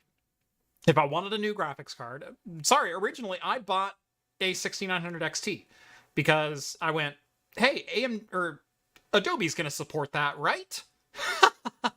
No. So I ended up having to buy both a 6900 XT and an RTX 3090 at peak times. I couldn't get sampled because I wasn't a big enough YouTuber. I wasn't a video card reviewer. I'm the server guy, but then the server guys look at me and they go, you do way too much consumer content to get server parts. As like, because I do both, I can't do either. Like that's the world that I live in right now. But I bought that RTX 3090 for $2,600 because I had to have one at that time. And it wasn't a like, I can afford to do that because it's a gaming card. It was like, no, I need that card because I need that card. I need the video memory and I need the performance. And I'm sorry, but a 3080 at 10 gig isn't getting the job done. I've got a Titan XP. I've got some other cards with like 12 gigs of video memory, and I'm running out. Yeah. So, but I'm looking at that 4080, and as someone who spent $2,600 on a 3090, and to be almost doubled up by a $1,300 card, it stings a little. It stings a little. Especially when I see the 3090 on eBay for $750 right now. You can get a 3090 on eBay for $750. Less than 18 months after I spent $2,600 on that same card. Regardless of whether or not it was a $1,500 card at retail. That stings a little. Yeah. Yeah. That's the game we play right now, unfortunately. But right now, the battle is happening at $1,000 and up. You could even argue $800 and up with the 7900 XT, not the XTX, or whatever arguments you want to make. The battle is happening well above consumers' heads because some people have the money to buy those cards, and they're just going to take the easy payday. I would almost argue I'd love to see one of the companies break away from the high end entirely and develop an architecture and just produce their lower end cards with it, or produce their lower end cards in enough volume that they can saturate the market and sell them for $250 a piece.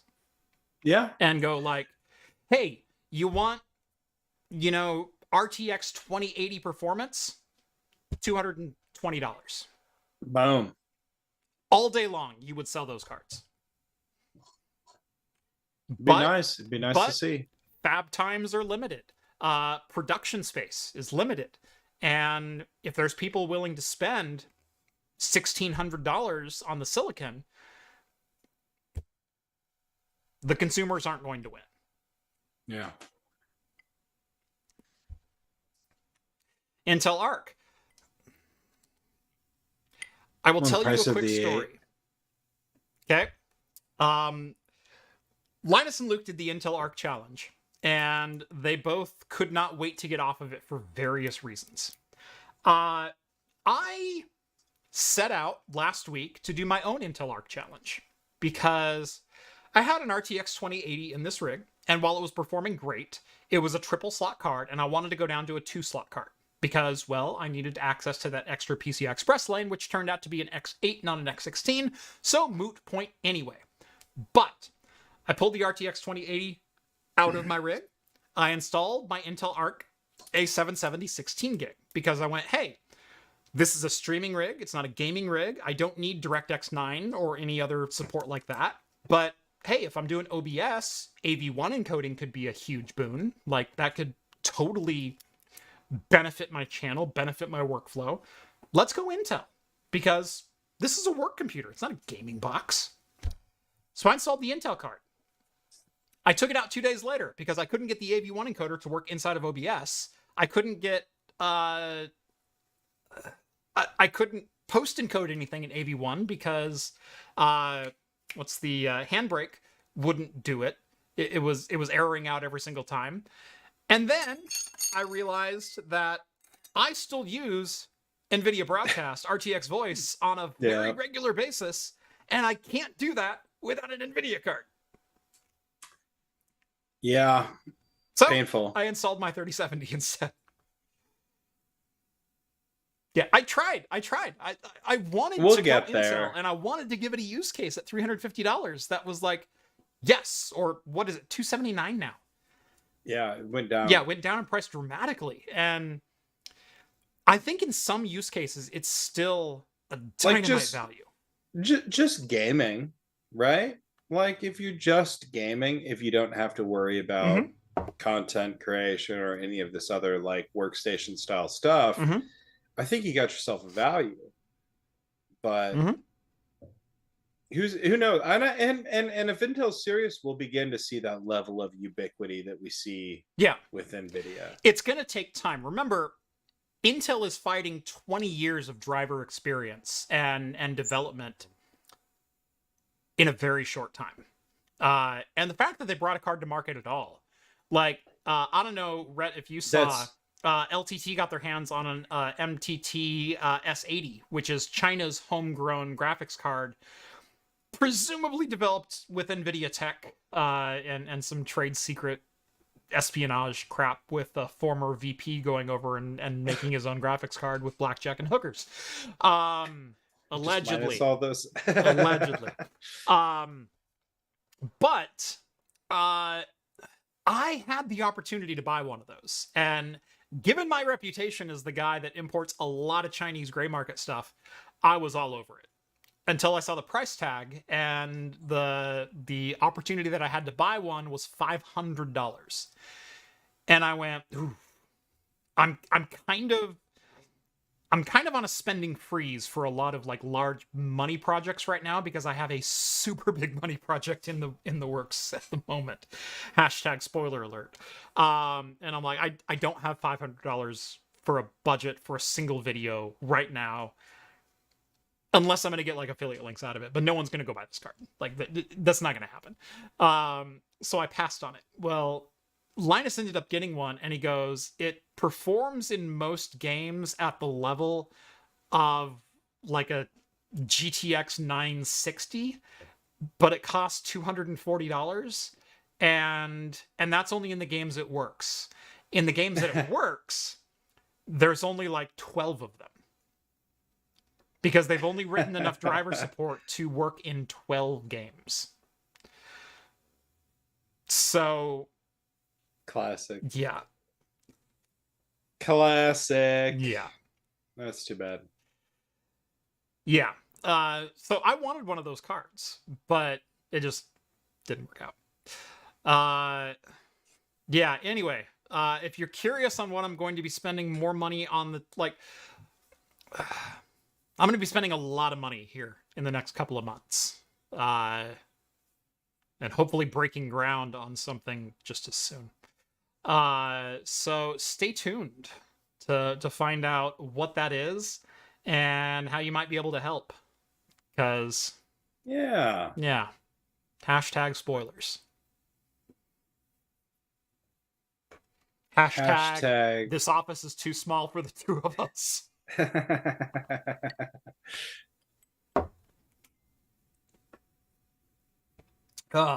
Yep. All right. We do have a couple more things. Let's skip the science one for now. Let's see. Internet Archive, archive.org. Yeah. Is defending their digital library in court. As well they should, because libraries have existed and are part of copyright law dating back 150 years.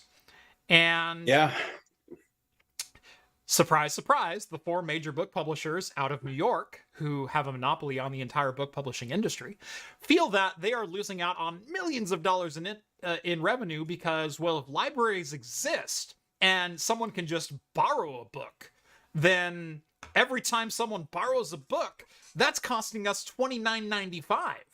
And that's just... Does this argument sound familiar to RIAA, MPAA in piracy and music and video? Because it should, because it's they're the same just 20 years too late that they tried to make of why MP3s and... It's the same argument that the RIAA made in 1982 when the first commercially available cassette recorder came to market. And you could just record songs off the radio for free. Which, by the way, is protected by law. It's called time shifting. It's the same reason your VCR got to record shows off TV when you were a kid. It's because if it's available to you to view at one point in time, you can pause that moment in time and view it later. Yeah, and this is pretty big news, and of course it affects the Internet Archive, but it also kind of affects libraries, because as it stands now, libraries can digitize their own book collection and offer those to borrow. And this is a time-honored tradition that has been protected by the Supreme Court as of now. Mm-hmm. But it's sort of this same principle that's under scrutiny with the Internet Archive. Mhm. And the Internet Archive loans out books the same way that a library might. And they're digitizing every book that they can get their hands on. Mhm. Now, for those and who might not know, the way the digital lending system works is you still have to own the physical medium. You have to own a copy of the book in order to lend the book. Okay? So even your local library does this. My wife does this all the time with the couple local libraries that we have here, where she will be able to borrow an ebook for a certain period of time. Now, that book has been digitally scanned by the library, and they have that book on their shelf. If they have one book on their shelf, that can stay there as a backup copy and as the copyright license holdee kind of thing. That's their right to that work. They can lend out one digital copy of that book. They can't lend it out to 1,000 people at a time, but they can let one person have the digital license to that ebook for a certain period of time. When it's returned, they can lend that ebook to the next person. So, which sounds strangely and ethically like just loaning out a book, right? I mean, you're telling me there's only one version to borrow? That's exactly what I'm telling you. But that doesn't make sense. Right. I mean, where does digital scarcity come into play? Sorry, the term you're looking for is artificial scarcity. You're right. I'm sorry. Digital scarcity. There is no such thing. It doesn't exist. Yeah, if I didn't physically steal anything, is it piracy? Yeah. See, the publishers now are saying... Get weird. Yeah, here we go. But the publishers you wouldn't download a car, would you? Well, actually... Bet your ass I would. I would. The publishers are saying that because of archives.org's spread, because of their size and their reach, they shouldn't be able to loan out their copies of things. Because if someone wanted to read this book, they would just go buy it. So what's to stop them from just borrowing this book for free from a nonprofit organization? Right. Well, nothing. But you're assuming that every person who borrowed this book would have purchased this book. Yeah. And that is unequivocally false. See, and the Internet Archive's case really is they're really leaning into fair use, right? Which I think is a good post to on which to make their case for this whole thing, because it really does. The way that they're going about it really does seem like it constitutes fair use, even by my lay understanding of it. Again, library lending laws have been established for well over 150 years in U.S. copyright. Right. As far as if you own a copy of a piece of media, you're allowed to loan that piece of media temporarily transfer the usage or the licensed use of that media to another party. You can't make illegal copies of it. You can't buy one book and scan it and then give it to 500 people, but you can totally loan that book out to someone. The other thing that stands in copyright law is the ability of an organization or an individual to make a backup copy of something and use only the backup copy. That's legally allowed, even though the DMCA wants you to think it's not. Backing up a digital copy of a Nintendo cartridge is not piracy. You are legally allowed to do that. You're not allowed to share that. Although technically you might be allowed to rent that. Right. Or you could loan it out if you could prove that like your use was interrupted in some way. But technically if an emulation house wanted to buy a collection of like an entire collection of Nintendo catalog and say, we're going to let you rent time on our server playing these original games that we've downloaded ourselves, converted to ROMs, and you can play them in your browser. You give us $1 for an hour, and you can play this game. That may be legal, right, per library laws. There is a sort of big part of this story that I think we've kind of overshot. That on one hand doesn't really matter because it's not necessarily what the lawsuit is focused on. But during the opening months of like things shutting down due to the pandemic, the Internet Archive did kind of change their protocol because libraries were closing their doors. They wanted people to be safe, and there was a lot of restrictions in place. And so libraries did close their doors, and the Internet Archive stepped in, and they allowed people, they sort of bypassed their own rules, and they allowed multiple people to borrow the same book, but with a 2-week period. So it's not as though that they were just handing out copies of stuff. Right. With that caveat aside, that's not even really what these publishers are taking aim at in their lawsuit. The lawsuit kind of does take that into stock, but they're looking at it more at what they call, what is that? The right here. The Open Library, hosted by archive.org, is not a library because it's not brick and mortar. Right. It is an unlicensed aggregator and a pirate site. Right. Yeah. See, their lawsuit states that the service constitutes, quote, willful digital piracy on an industrial scale. Without any license or any payment to authors or publishers, the Internet Archive scans, print books, and uploads these illegally scanned books to its servers and distributes verbatim digital copies of the books in whole via public-facing websites. With just a few clicks, any internet-connected user can download complete digital copies of copyright books. But they take it a step further, and they say that the controlled digital lending system, which is what libraries use as well, is, quote, an invented paradigm that is well outside copyright law. Actually, it was developed to follow and abide by outdated copyright law. If we want to go back and talk about how poorly written, and you know what, let's go back to our insider trading talk, because I feel like I could really go on for a while on that. Right.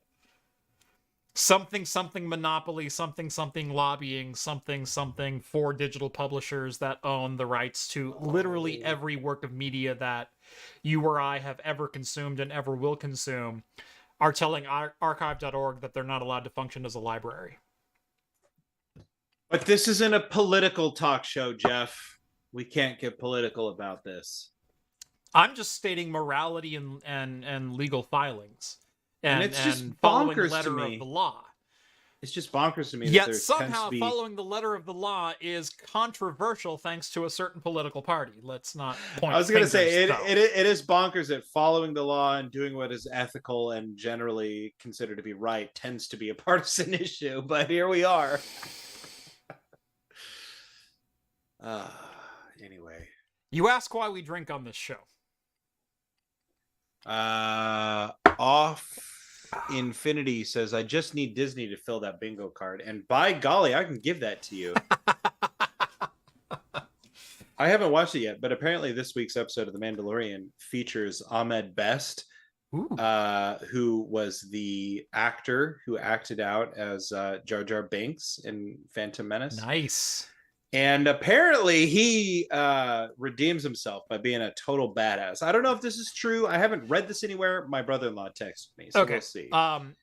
So I think we'll close on this because we're right at closing time here. Let's hear it. Let's do this. If you have not seen the YouTube video, I'm trying to remember which publication it was, but it was an interview with a major publication with Ahmed Best, who is the actor who portrayed Jar Jar Binks, did the voice of Jar Jar Binks as well as the live action of the harassment he faced online for portraying Jar Jar Binks, that led him to standing over the Brooklyn Bridge ready to leap. Oh man. The bullying and comments and whatnot, because he portrayed a character in a movie. It was a payday to him. Like, and I've been a Star Wars fan for a long time, but there are no one worse than Star Wars fans. You know what I'm saying? Like the same people that. If you have not seen that video, do me a favor and go watch Ahmad's video where he talks about his time as Jar Jar Binks as an opportunity to be a part of Star Wars fandom, and you know, he's a supporting character in a vast universe, and when the man received death threats for that's what blows my mind about this. Right, and look at like what happened with Jake Lloyd, who portrayed look young what happened Anakin with, Skywalker. What's her name? Who portrayed Rose in the sequel trilogy? Yeah, people are awful. People are so. Look, I have my gripes with Star Wars writing, casting, plot development, storytelling, everything.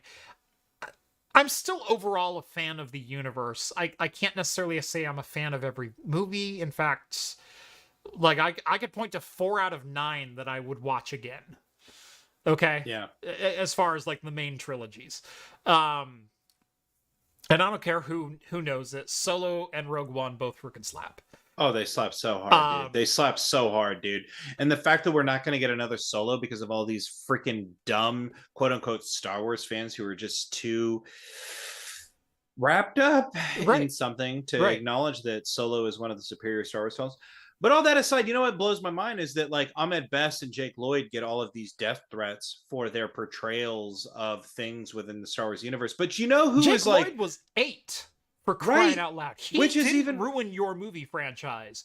George Lucas ruined your movie franchise. But you know what blows my mind? You know who is a well-loved public figure that, and there's a couple of them. There's a few well-loved people who are involved with these movies in some very important capacity or another that don't get the same level of hate. Why don't we see freaking Adam Savage getting dunked on for like, you know, his work with Industrial Light and Magic and creating miniatures and all Samuel these types L. Jackson of things. with a purple lightsaber. Dude, nobody dunks on him. But like Liam Neeson goes on. Liam Neeson goes on and has a storied movie career afterwards, you know? Right. Ian Obi-Wan? Oh God. Obi-Wan's character, yeah. Ewan McGregor. Ewan McGregor. Sorry, guys. Ian was the original Obi-Wan.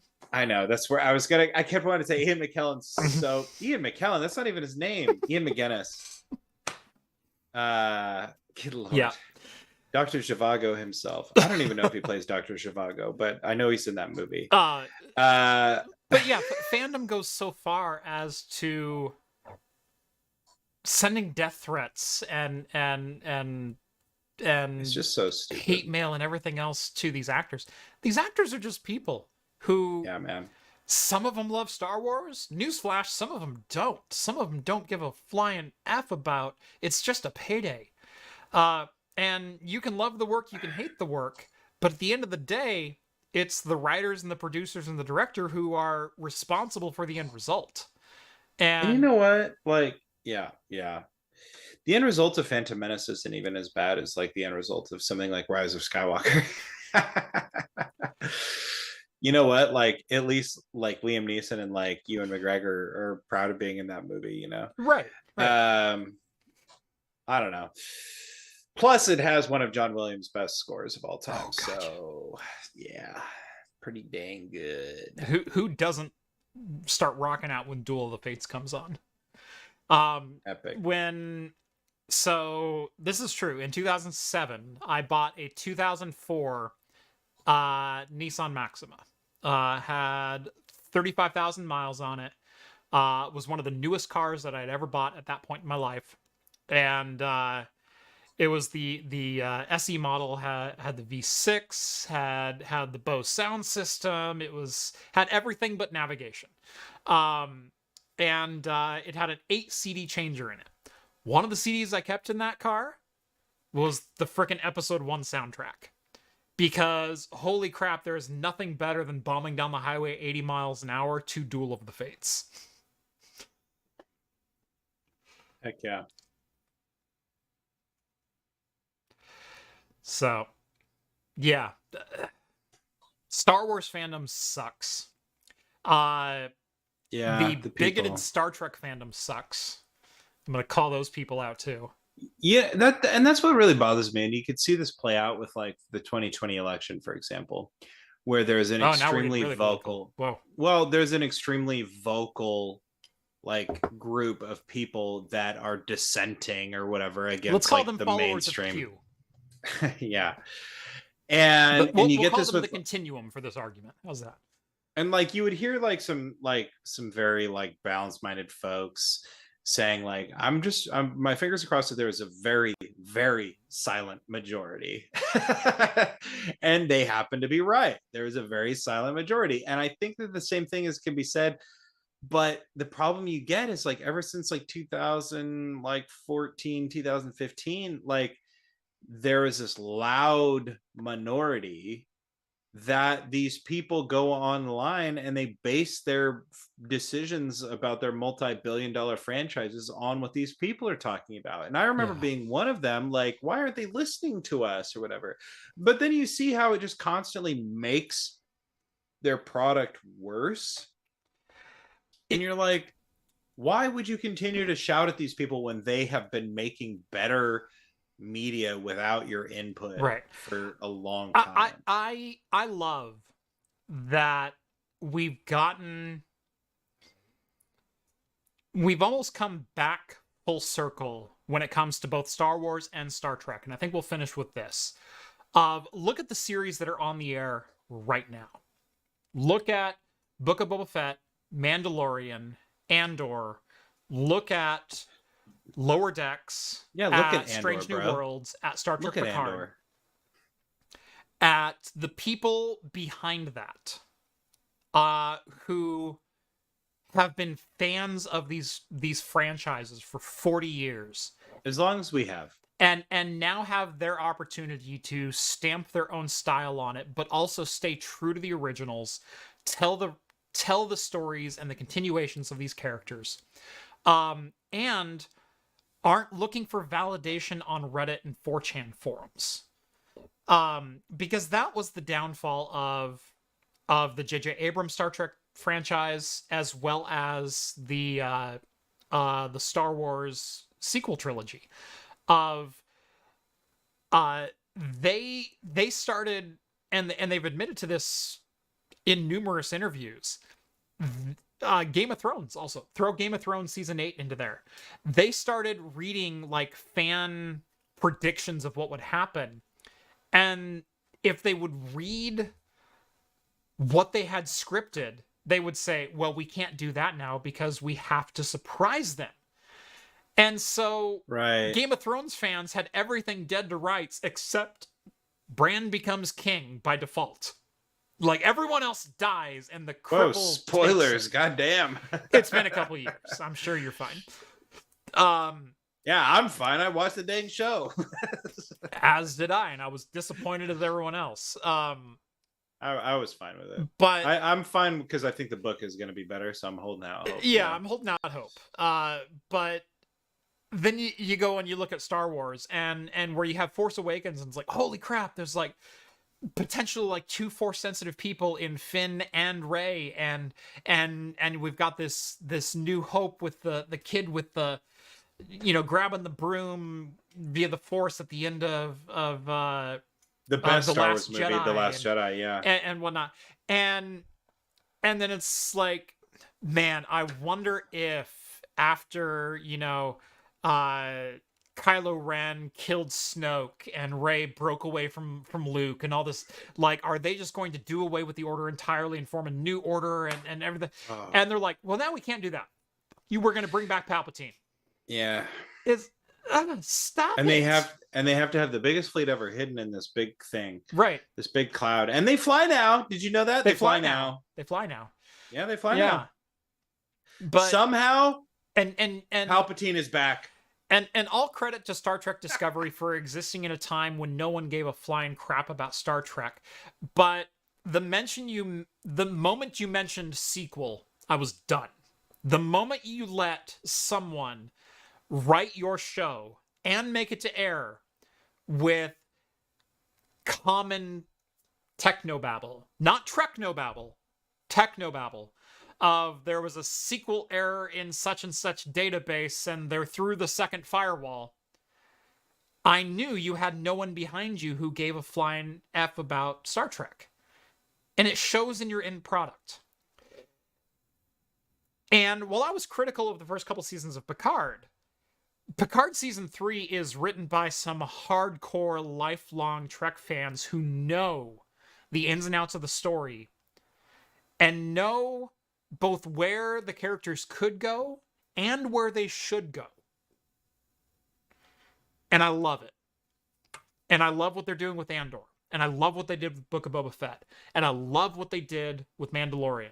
And I love what they even did with Kenobi, with Luke and Kenobi. And I was okay with Kenobi. I'm waiting for Dash Rendar and Mara Jade. Honestly, I can't wait until we start exploring some of that universe. Hell, let's go back to who's the Jedi that dies at the beginning of Knights of the Old Republic? Bastila. Let's go back to Bastila. Doesn't die? Or no, she doesn't die. Excuse me. It's Bastila's ship. She escapes in an escape pod, and you're like the the Endar Spire, dog. Yeah. She doesn't die. She escapes to the city planet. Yeah, Ashoka. Like, holy crap! All of these fringe characters who are now making mainstream series or having mainstream series made about them and actually telling their stories and telling them true to the characters. I love it. I love it. It's pretty dope. It's what happens when fans start actually making it and you don't listen to Comic Book Man from Simpsons about how, the Star Destroyer could totally destroy the Enterprise. No, it can't. It didn't have shields until Last Jedi. Okay? So. Well, they had shields. What are you talking about? They had deflectors. They didn't have shields. What do you think deflectors are? They shot lasers.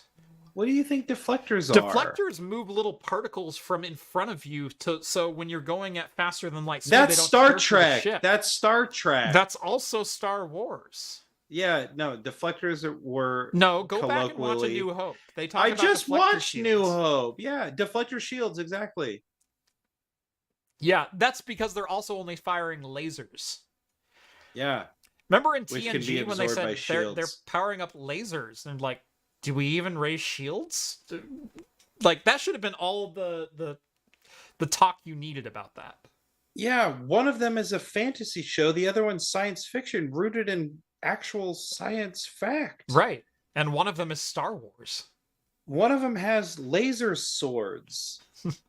And that one has deflector The other shields. has actual weapons for a more civilized age. Anyway, I think we will leave with that. Thank you all so much for watching episode 277 here on Craft Computing. This has been Talking Heads. Join us every Wednesday night at 6 p.m. Pacific time for the latest in beer and tech news, or catch us on the podcast, anchor.fm, or wherever your favorite podcasts are found. Follow me on social medias at Craft Computing. Follow Rett at Rett is Awesome. You can find him just about anywhere. Rett, anything for the good of the order before we call this a night? Nothing for the good of the order. Just anything for the bad of the order? Well, make sure you smash that subscribe button if you haven't done it. Any middle finger to the order that you can offer. Right here. Plenty of middle fingers to everyone involved Sweet. in this live stream tonight. We did miss a super chat, but Jeff is going to read it, and he is going to go into the Discord. Eric Del Toro, may I exchange this beer money and tax for your opinion on a build I'm going to sell on eBay in engineering in the Discord? You bet your ass you can. Catch me in Nice. the after party. Eric, I will send you a DM once I read that post. I will give Yep. you my full and unedited opinion on such. Yep. And I hope it does well on eBay. Anyway. Otherwise, guys, go check out Craft Extra if you haven't done so already. We're going to be posting more content there as time goes on, including clips of this show. And we'll be back here next week as usual. So yeah. Oh, so finally you care about Craft Extra now that you're on. Yeah. Now that I'm on Craft Extra, baby, I'm so stoked for the success of that channel. Got to see it go up. You know what? We're actually really close to monetization. So if you haven't subscribed to Craft Extra, go subscribe, watch a couple of videos. Like, let's make that happen. If you like more when there's a video just for you right in there. So go check it out. That's literally all Rett gets for pay. So as soon as it monetizes, man, he's on board for life because then I'll have beer money. Cool, guys. Thanks. Thank you all so much for watching. We'll see ya